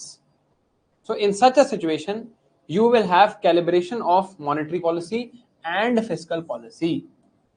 दोनों चीजें calibrate करी जाएंगी। Price control, for price control, what you will do is you will focus on monetary policy, you will control the demand, right। आप थोड़ा सा demand को नीचे लाओगे, प्राइस को नीचे लाओगे यूजिंग मॉनेटरी पॉलिसी, बट साथ साथ आप फिस्कल पॉलिसी को भी यूज करोगे to increase the growth. You will do both things together. और बहुत मुश्किल है इकोनॉमी को यहां से बाहर निकालना। In a position where economy's growth is low and inflation is high, what is happening? समझना, understand the situation. What must be the economy going through when you are seeing that growth is low and inflation is high? Economy must have gone through something like this, a fall in aggregate supply. तब यहां पर ऐसा कुछ हुआ होगा ना कि inflation तो बढ़ गई और ग्रोथ कम हो गई। This was what happened in covid. Covid में भी यही हुआ exactly. There was this factor और a supply shock during covid, and it was this supply shock that led to the economy facing this issue during COVID, that growth was low, unemployment was high, and inflation was also high. Now in this situation, we used monetary policy to control prices, but we also used fiscal policy, the Atmanirbhar Bharat stimulation package. We used fiscal policy to then ensure that growth is increased. So you need a calibrated approach. सिर्फ एक से काम नहीं चलेगा, आपको दोनों चाहिए, right? So during stagflation you need both things. तो अब आरबीआई क्या करे during stagflation? You first find out the reasons of this, कि ग्रोथ कम क्यों है, इन्फ्लेशन ज्यादा क्यों है। आप रीजन ढूंढने की कोशिश करते हो। अब देखो, अगर पहला केस है कि ग्रोथ तो कम है क्योंकि इकोनॉमी में मनी सप्लाई नहीं है, बट इन्फ्लेशन ज्यादा है because there is a supply side factor. जैसे मान लो वर्ल्ड वाइड शिपिंग की डिसरप्शन हो गई,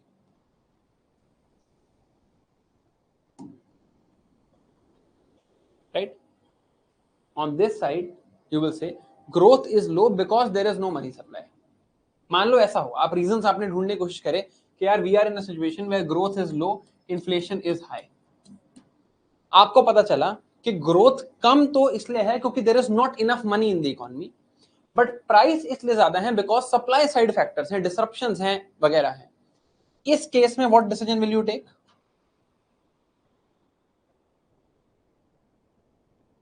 इस केस में what decision will you take? What is the decision you will take in this case?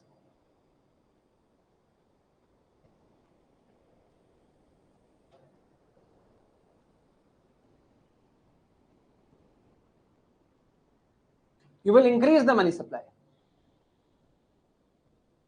नहीं यार, नहीं, इस केस में देखो, इस केस में लुक एट दिस, इस केस में आप मनी सप्लाई बढ़ा सकते हो, कोई दिक्कत नहीं है। इन्फ्लेशन हाई होने का कारण एग्रीगेट डिमांड नहीं है, इन्फ्लेशन हाई होने का कारण सप्लाई साइड फैक्टर्स हैं, बट ग्रोथ कम होने का कारण मनी सप्लाई है ना। तो आप मनी सप्लाई इस केस में बढ़ा सकते हो। इन्फ्लेशन आपकी वजह से हाई नहीं है, इन्फ्लेशन मनी सप्लाई से हाई नहीं है, कोई और रीजन है। तो इन्फ्लेशन को कंट्रोल किया जाएगा फिस्कल पॉलिसी से, सप्लाई साइड फैक्टर से, और ग्रोथ मनी साइड फैक्टर्स की वजह से है। तो आप ग्रोथ पर फोकस करो इस केस में। समझ आ रहा है? देखो दोनों चीजें खराब हैं, ग्रोथ भी कम है, इन्फ्लेशन भी हाई है, दोनों चीजें खराब है।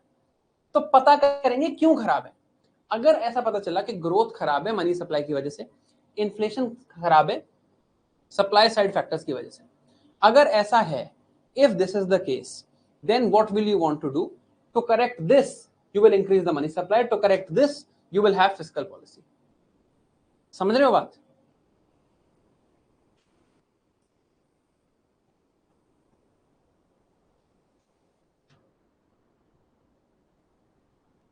In this case you will want to control both things।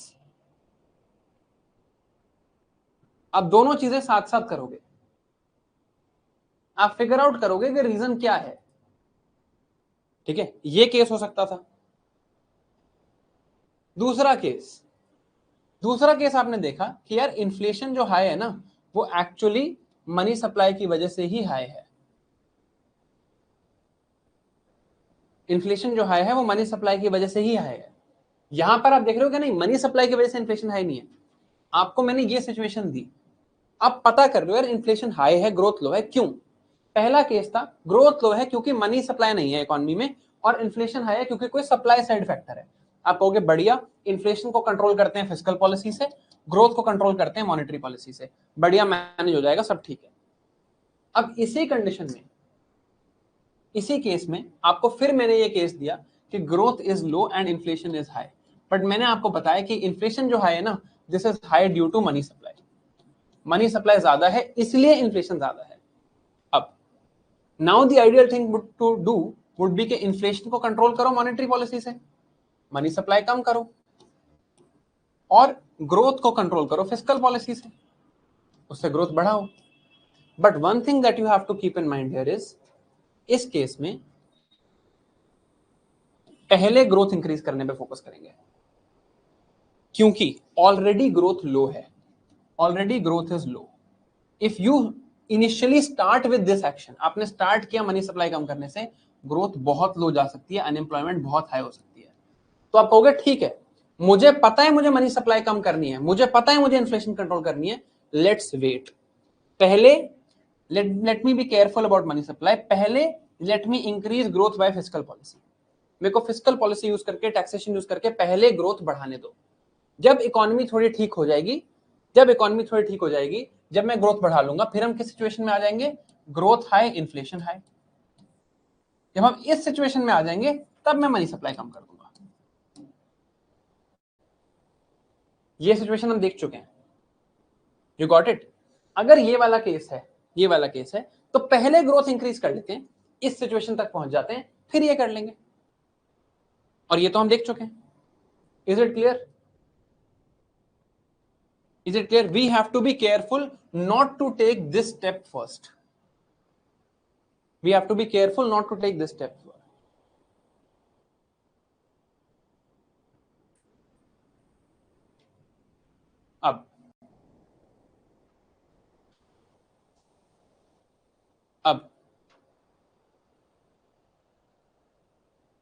अब देखो, जब आरबीआई अपनी मॉनेटरी पॉलिसी डिसीजन बनाता है, when RBI takes a monetary policy decision, monetary policy committee है आरबीआई की जो मॉनेटरी पॉलिसी का डिसीजन लेती है कि मनी सप्लाई को इंक्रीज करना है या मनी सप्लाई को डिक्रीज करना है।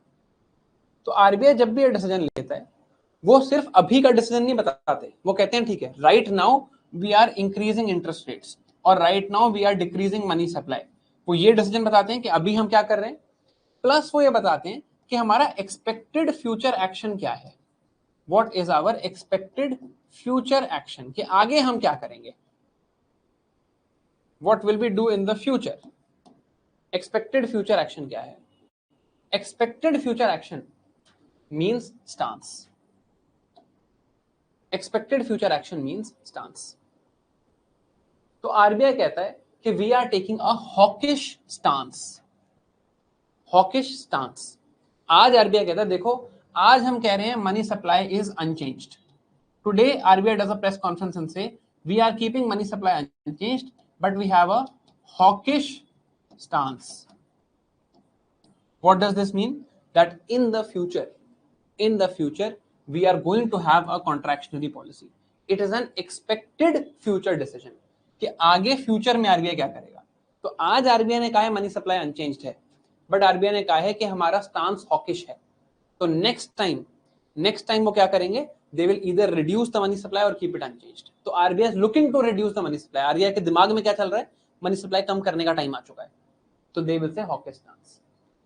दूसरा स्टांस होता है dovish stance. Dovish meaning expansionary policy in future, कि आज तो अनचेंज्ड है, या आज we have reduced it, today we have increased it. जब आरबीआई अपना डिसीजन ले रहा है, when RBI is announcing its decision, RBI will say that today we have done this, today we have money supply को हमने increase किया है, decrease किया है या अनचेंज रखा है, and in the future expect us to either increase, या एक्सपेक्टेशन आप ऐसा रख सकते हो, डिक्रीज या न्यूट्रल। तो फ्यूचर एक्सपेक्टेशन अगर इंक्रीज ऑफ मनी सप्लाई की है तो हम इसे कहते हैं dovish stance. Dovish stance. Future expectation क्या है? डिक्रीज की है, तो ये है hawkish stance. And equal to अगर सेम है, न्यूट्रल है, तो neutral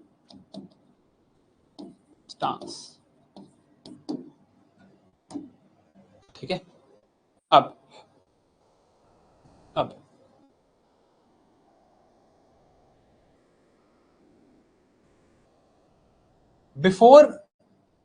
before Joe Biden, before Donald Trump, Joe Biden was the American president. ठीक है। एंड इतनी ज्यादा इन्फ्लेशन हो गई थी यूएस में, US was going through such high inflationary numbers that they had to sign an Inflation Reduction Act, and this rising inflation is one of the reasons why Joe Biden lost the election to Donald Trump. It is seen as one of the biggest reasons of Trump winning the election other than Joe Biden. So अब in the next 10 minutes I will just discuss a very interesting case with you, and it will help you understand actions of RBI, understand everything, what how it works. ठीक है. I'll discuss a very important case with you and I will tell you how this happened. Did you hear about this? I think तब तक आप लोग शायद newspaper नहीं पढ़ते होंगे, but have you heard about this Inflation Reduction Act of the US? Inflation Reduction Act के बारे में सुना है आपने?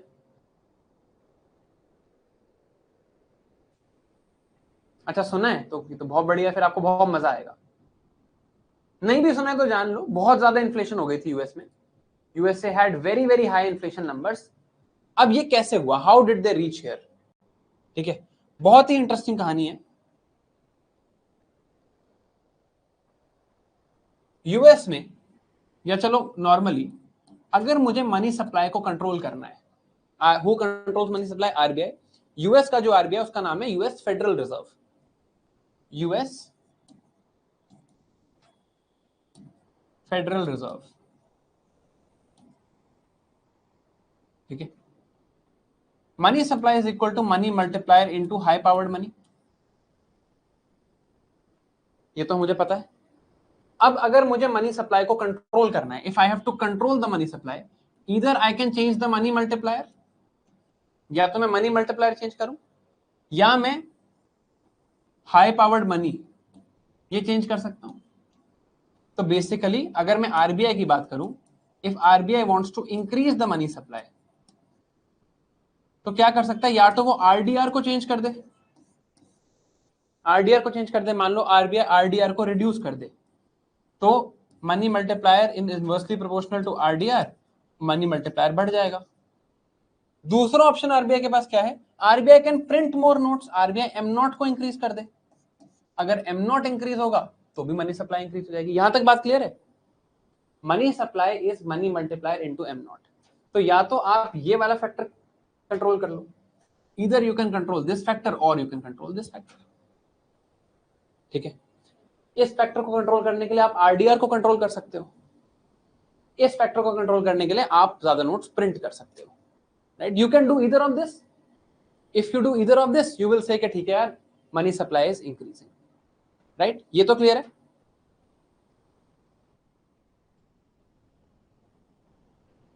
दो ही तरीके होंगे, अगर फॉर्मूला में दो चीजें हैं तो दो ही तरीके होंगे मनी सप्लाई को बढ़ाने के, या तो मनी मल्टीप्लायर कंट्रोल कर लो या एम नॉट कंट्रोल कर लो।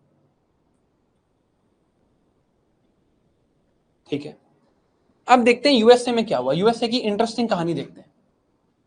USA in 2008 they went through a global financial crisis. There was a global financial crisis. अगर आपको याद हो, this is the crisis that happened which was the subprime lending crisis. यहाँ पर loans लोगों ने repay नहीं किए, अपनी मॉर्गेजेस रीपे नहीं करी, रिसेशन आ गया यूएस में, companies like Lehman brothers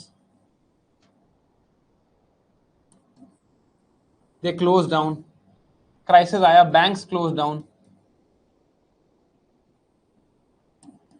banks close down, US की हालत बहुत खराब हो गई थी। 2008 में ग्लोबल फाइनेंशियल क्राइसिस आया था। It was basically a housing crisis. हुआ क्या था इस क्राइसिस में? इस क्राइसिस में हुआ क्या था, अगर आप ये समझना चाहते हो तो देखो, जब मैं आपको कुछ पढ़ने के लिए बोलता हूं तो आप नहीं पढ़ते, right? But I can tell you a movie that you can watch. The movie is called this.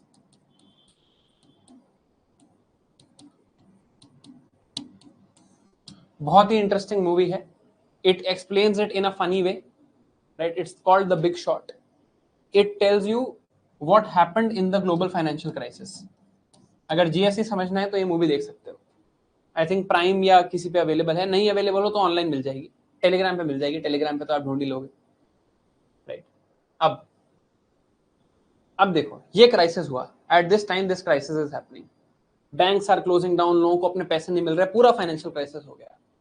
What the result of this crisis was that people stop trusting banks.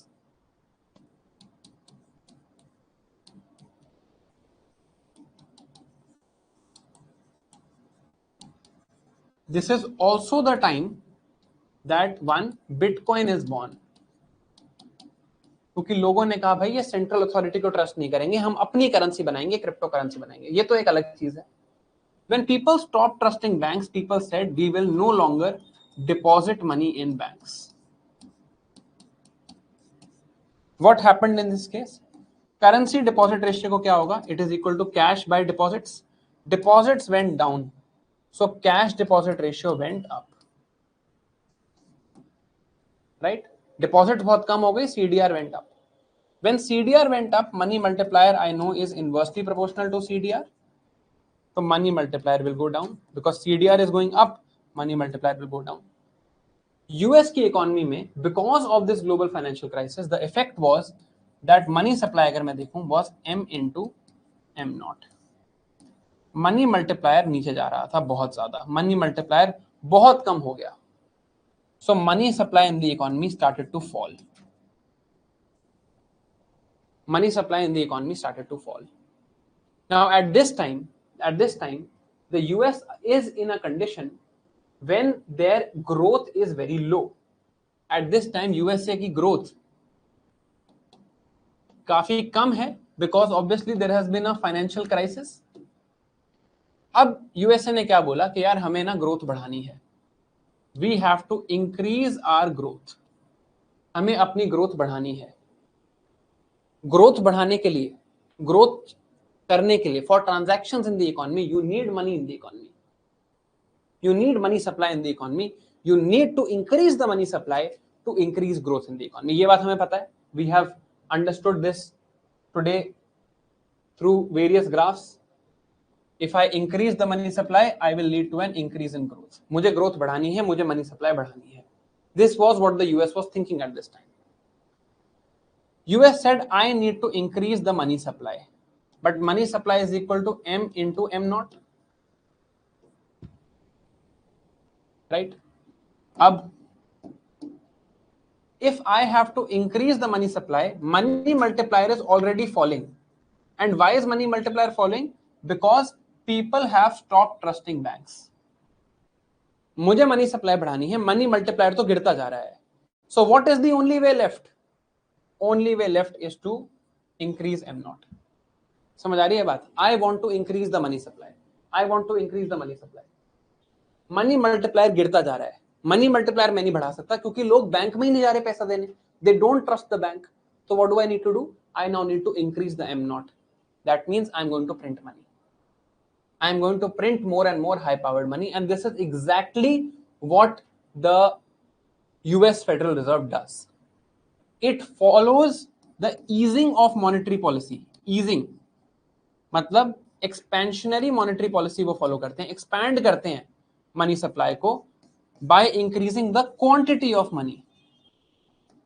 वो कहते हैं कि यार सीधा quantity of money बढ़ा देते हैं ना. Why want to increase the multiplier? Multiplier तो लोगों पर डिपेंडेंट है, लोग बैंक में नहीं जा रहे, तो मैं पैसे की क्वांटिटी बढ़ा देता हूं. ये टर्म नहीं बढ़ रही तो ये वाली टर्म बढ़ा देते हैं. समझ आ रहा है? Is this clear?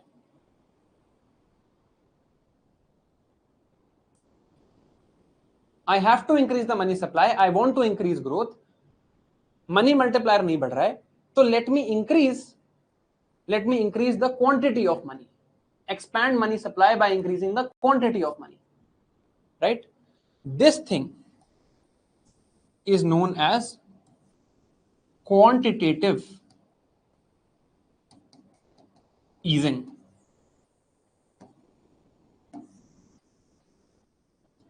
Quantitative easing. So for a long time, the US Federal Reserve decided that we will print more and more money. We will do quantitative easing. When we will print more and more money, money supply will increase, growth will increase in the Indian economy. ठीक.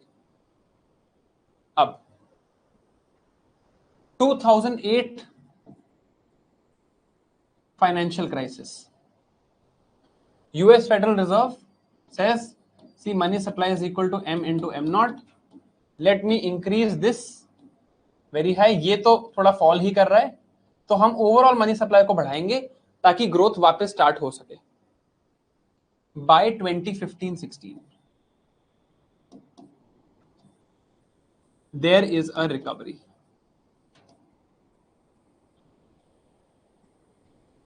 When there is a recovery, what happens? When there is a recovery, now money multiplier starts rising. People start trusting banks again. लोग भूल जाते हैं crisis को. People start trusting banks again.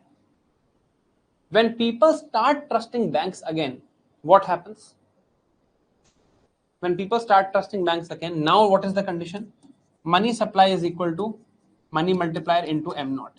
ये तो आप बढ़ा चुके हो ऑलरेडी, अब ये भी बढ़ना शुरू हो गया. So money supply starts rising rapidly. Money supply starts rising rapidly when there is a recovery, right? This happens.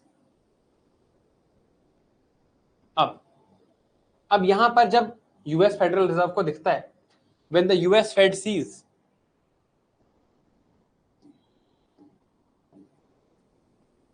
US Fed क्या देखता है? यूएस फेड देखता है यार कि अब तो मनी मल्टीप्लायर ठीक ठाक बढ़ रहा है, तो what should I do? I should not reduce my am not. ये कैसे करते हैं इसकी बात करूंगा. अब ये दोनों को हाई रखने का क्या मतलब है? जब मनी मल्टीप्लायर ठीक हो गया तो इस टर्म को कंट्रोल कर लो. At least I would say M naught को कंट्रोल कर लेते हैं. Let's stop printing more money. We don't need to print more money now, we can control the M naught, right? Money multiplier अपने आप बढ़ रहा है, रोक देते हैं, एम नॉट को थोड़ा कम कर लेते हैं. वैसे भी मनी मल्टीप्लायर बढ़ रहा है, तो फॉर अस ये तो ऑटोमेटिकली हो रहा है because people are trusting banks. तो हम क्या करते हैं? Let us follow now a tight monetary policy. अब एक टाइट मॉनेटरी पॉलिसी रखते हैं, नहीं तो मनी सप्लाई बहुत ज्यादा हो जाएगी. इतनी ज्यादा मनी सप्लाई हो जाएगी, इतनी ज्यादा इन्फ्लेशन हो जाएगी कि हम रोक नहीं पाएंगे. तो अब थोड़ा हम अपने साइड से मॉनेटरी पॉलिसी को थोड़ा टाइट रखते हैं कि यार ठीक है, मनी सप्लाई काफी बढ़ा चुके हैं, हम शुरू में बढ़ा रहे थे क्योंकि मनी मल्टीप्लायर फॉल कर रहा था, क्योंकि लोग बैंक को ट्रस्ट नहीं कर रहे थे. Now banks are being trusted by the people, so it's okay. We don't need to print more notes, we can have a tight monetary policy. The moment US wants to go, US Fed wants to go for a tight monetary policy, what happens? यहां तक समझ आ रहा है?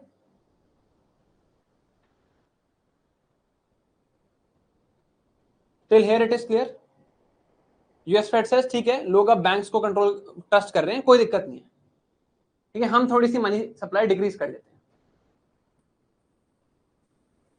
ठीक है, फिर देखो, जैसे यूएस फेड कहता है हम टाइट मॉनेटरी पॉलिसी फॉलो करेंगे, मतलब हम मनी सप्लाई को डिक्रीज करेंगे.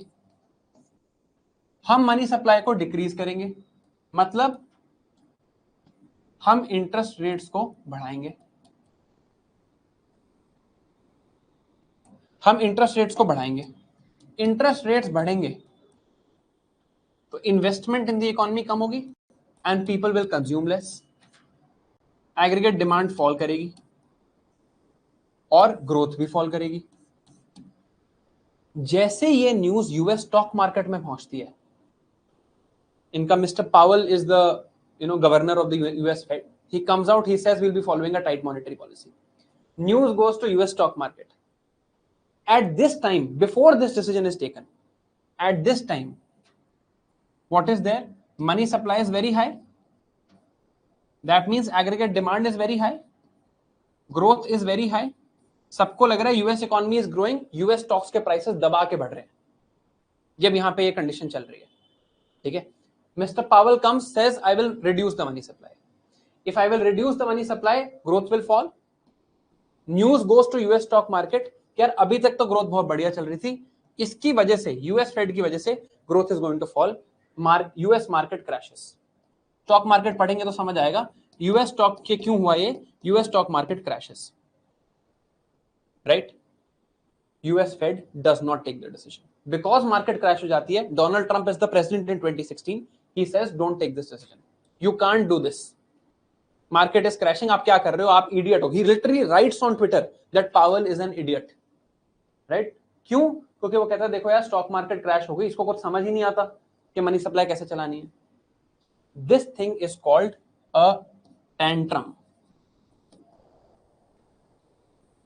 टैंट्रम होता है जब बच्चे, when kids say that they want something, आप उनको ना दो तो वो जिद करते हैं, राइट, नखरे करते हैं. That is a tantrum, right. I don't know how to explain it in Hindi. It's basically a tantrum is the market saying कि ये मत करो, right. And what were the US Fed doing? US Fed was tapering. Tapering means reducing. Tapering का मतलब होता है ऐसे कोई ब्रॉड चीज को कम करना. मनी सप्लाई इतनी ज्यादा थी, यूएस फेड उसको कम कर रहा था, टेपर कर रहा था. This term is called as taper tantrum. When the US Fed wants to decrease the money supply, US stock market starts crashing, right. US stock market throws a tantrum like a baby, known as taper tantrum. तो 2015-16 में क्या हुआ? Market बार बार taper tantrum करती है, तो US Fed money supply को उतना कम नहीं कर पाती and money supply keeps rising. अब क्या होता है कि मनी सप्लाई कीप्स राइजिंग. ठीक है, यहां तक की स्टोरी क्लियर है. टेपर टेंट्रम वर्ड शायद आपने पढ़ा हो पहले. आई hope you know the meaning now. Money supply keeps on rising.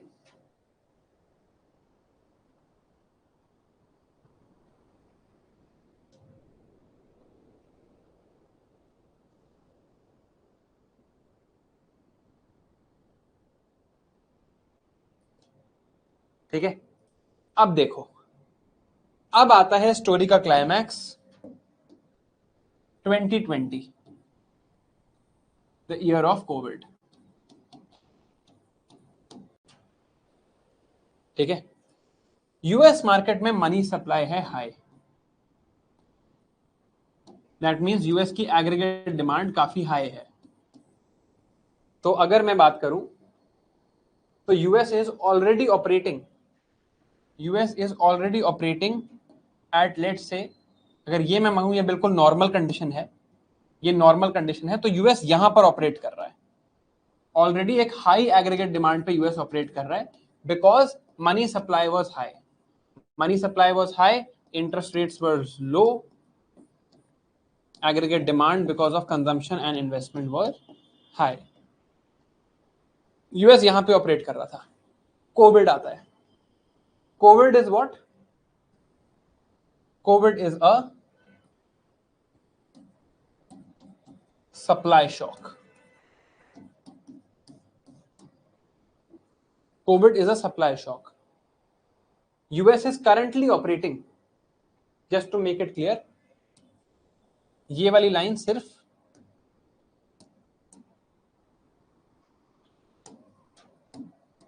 This line is just to show the normal level. ठीक है, कंफ्यूजन नहीं होनी चाहिए, ये सिर्फ नॉर्मल लेवल है. यूएस अभी इस लेवल पे ऑपरेट कर रहा है.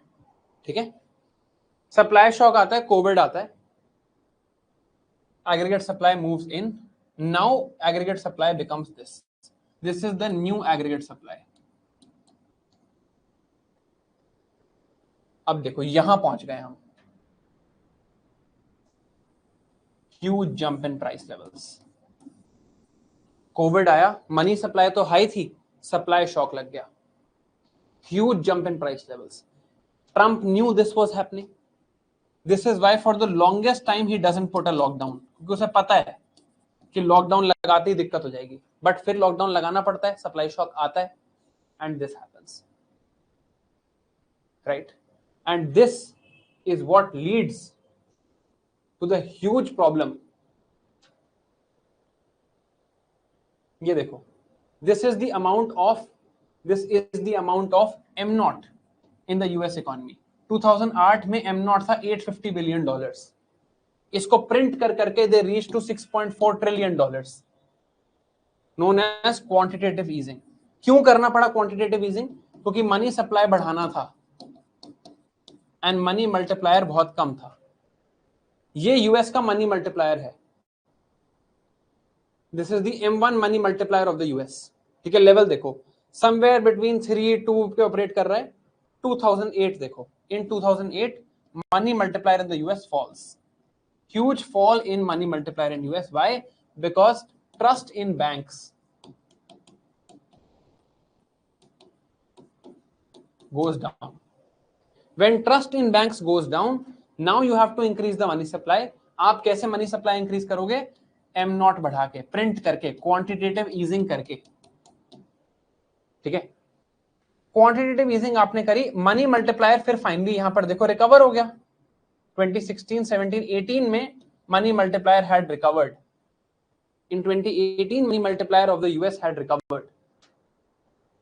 तो अब अगर मनी मल्टीप्लायर रिकवर हो गया, they wanted to do federal tapering, वो नहीं हो पाया because of taper tantrum, right? अब फाइनली जब कोविड आया, there was huge inflation. Inflation in the US at the time of COVID was the result of a global crisis, basically supply shock. But सिर्फ ये reason नहीं था. Supply shock was not the only reason. Even expansionary monetary policy from the global financial crisis of 2008 was the reason. Even it was because of the fact that there has been a global financial crisis in 2008, वहां का crisis अभी तक चल रहा था. The crisis from there was still running, right? And that is what led to this crisis. वहां की वजह से आपको अपना मनी सप्लाई इंक्रीज करना पड़ा एंड वो क्राइसिस आज भी आया. अगर हम इंडिया की बात करें, राइट, ये इंडिया की बात करें, अगर हम कोविड में, इंडिया में भी इन्फ्लेशन हुई कोविड में, but it was only due to the supply shock. India में कोई पहले से एक्सपेंशनरी मॉनेटरी पॉलिसी नहीं चल रही थी, तो इंडिया में सिर्फ सप्लाई शॉक रीजन था. बट यूएस में सप्लाई शॉक भी था और एक्सपेंशनरी मॉनेटरी पॉलिसी भी थी. इसलिए India dealt, as far as economically is concerned, India dealt with the COVID crisis much better. Why? Because inflation बढ़ा, बट सिर्फ इस रीजन से बढ़ा. यूएसए में जो इन्फ्लेशन बढ़ा वो इतना ज्यादा बढ़ा कि सप्लाई शॉक भी हुआ और एक्सपेंशनरी मॉनेटरी पॉलिसी भी थी. तो it came to a point where they had to pass something called an Inflation Reduction Act. एक प्रॉपर एक्ट पास करनी पड़ी इन्फ्लेशन रिड्यूस करने के लिए, इतनी ज्यादा इन्फ्लेशन हो गई. Is the story clear? Is the story clear?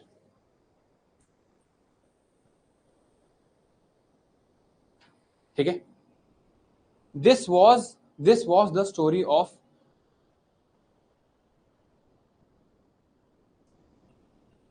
Story of huge inflation reduction act being passed. अब इन्फ्लेशन रिडक्शन एक्ट का क्या मतलब है? एक्ट समझना, ये why is this very significant. Act means it is government policy.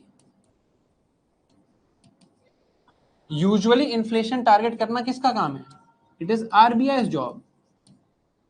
यहां पर कौन इन्फ्लेशन टारगेट कर रहा है? गवर्नमेंट थ्रू इट्स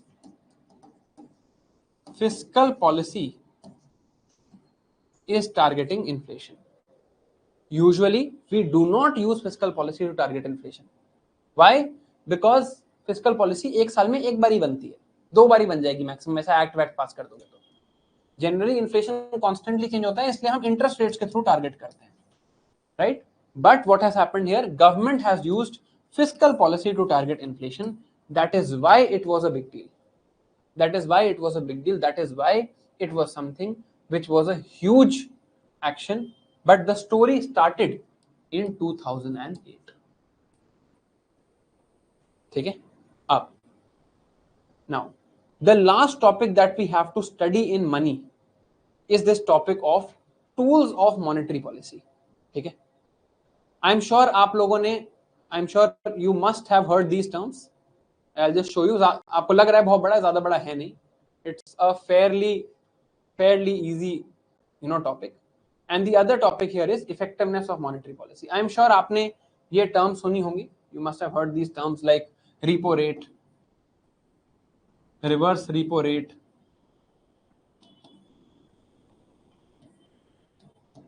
है ना? आपने, I'm sure you have heard these terms, and you have heard, what we have done according, like this is very important. Questions भी बहुत आते हैं.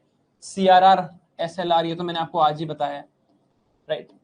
So in tomorrow's class we will finish this topic, and this will be end of our topic of money, and from here we will move on to banking. इसके बाद we will move on to banking. Banking में what we will do is, in banking I will expect you to read a little bit. Banking में आपसे मैं थोड़ी expectation रखूंगा read करने की, because a lot of things in banking are theoretical. A lot of things are theoretical. उसमें मेरा कुछ समझाने का नहीं है. I'll explain the logic to you, I'll expect you to read. But ये जो lecture है, जो मैं कल लेने वाला हूँ, it is the most important lecture from the point of view of finance, right? Repo rate, reverse repo rate, cash reserve ratio, statutory liquidity ratio, ये सब क्या है, how it works and how it affects the money supply, ये हमें देखना है. Please revise the topic of money supply. I will not repeat this again. Please revise the topic of money supply properly. ताकि कल जब मैं आपको कहूं कि देखो यार, मनी सप्लाई कंट्रोल करने के 2 तरीके हैं, M और M नॉट. ठीक है? M कंट्रोल करने के लिए आरबीआई रिजर्व्स कंट्रोल कर सकता है. आरबीआई ये कंट्रोल कर सकता है कि आरबीआई जब बैंक्स को लोन देता है तो वो किस प्राइस पे लोन देता है, यानी कि किस इंटरेस्ट रेट पे लोन देता है, ये आरबीआई कंट्रोल कर सकता है. तो ये M का कंट्रोल है. और M नॉट में आरबीआई गवर्नमेंट बॉन्ड को सेल कर सकता है और M नॉट को बढ़ा या कम कर सकता है. कल अगर मैं लॉजिक आपको समझाऊंगा of course, but if I give you this logic it should be all clear to you. तो उसके लिए जो हमने अभी तक पढ़ा है, specially with regards to money supply, please read it properly. In the topic of money we have understood why money is important. Why there के बाद हमने समझा था डिमांड ऑफ मनी, फिर हमने समझा था सप्लाई ऑफ मनी, उसके बाद हमने पढ़ा है actions of the RBI and monetary policy, and finally tomorrow we are going to read all the tools of monetary policy and the transmission of monetary policy. कल ये दोनों टॉपिक्स हमें पढ़ने हैं. I think tomorrow we should be done with both these topics. If we are done with this tomorrow, ये topic हमारे रह गए हैं, ये और ये, कोई बहुत ज्यादा नहीं है. इसके बाद if we are done with this we will start with banking. कल हम बैंकिंग से भी स्टार्ट कर सकते हैं. बैंकिंग में you are the one who will have to study more than me. I don't have a lot to tell you. I just have a few topics to tell you. You will have to read and remember some things. उसका logic मैं आपको सारा समझा दूंगा ताकि आप याद कर सकें. ठीक है. So that being said, we'll meet you tomorrow now. 4:30 मिलते हैं कल. So bye and all the best.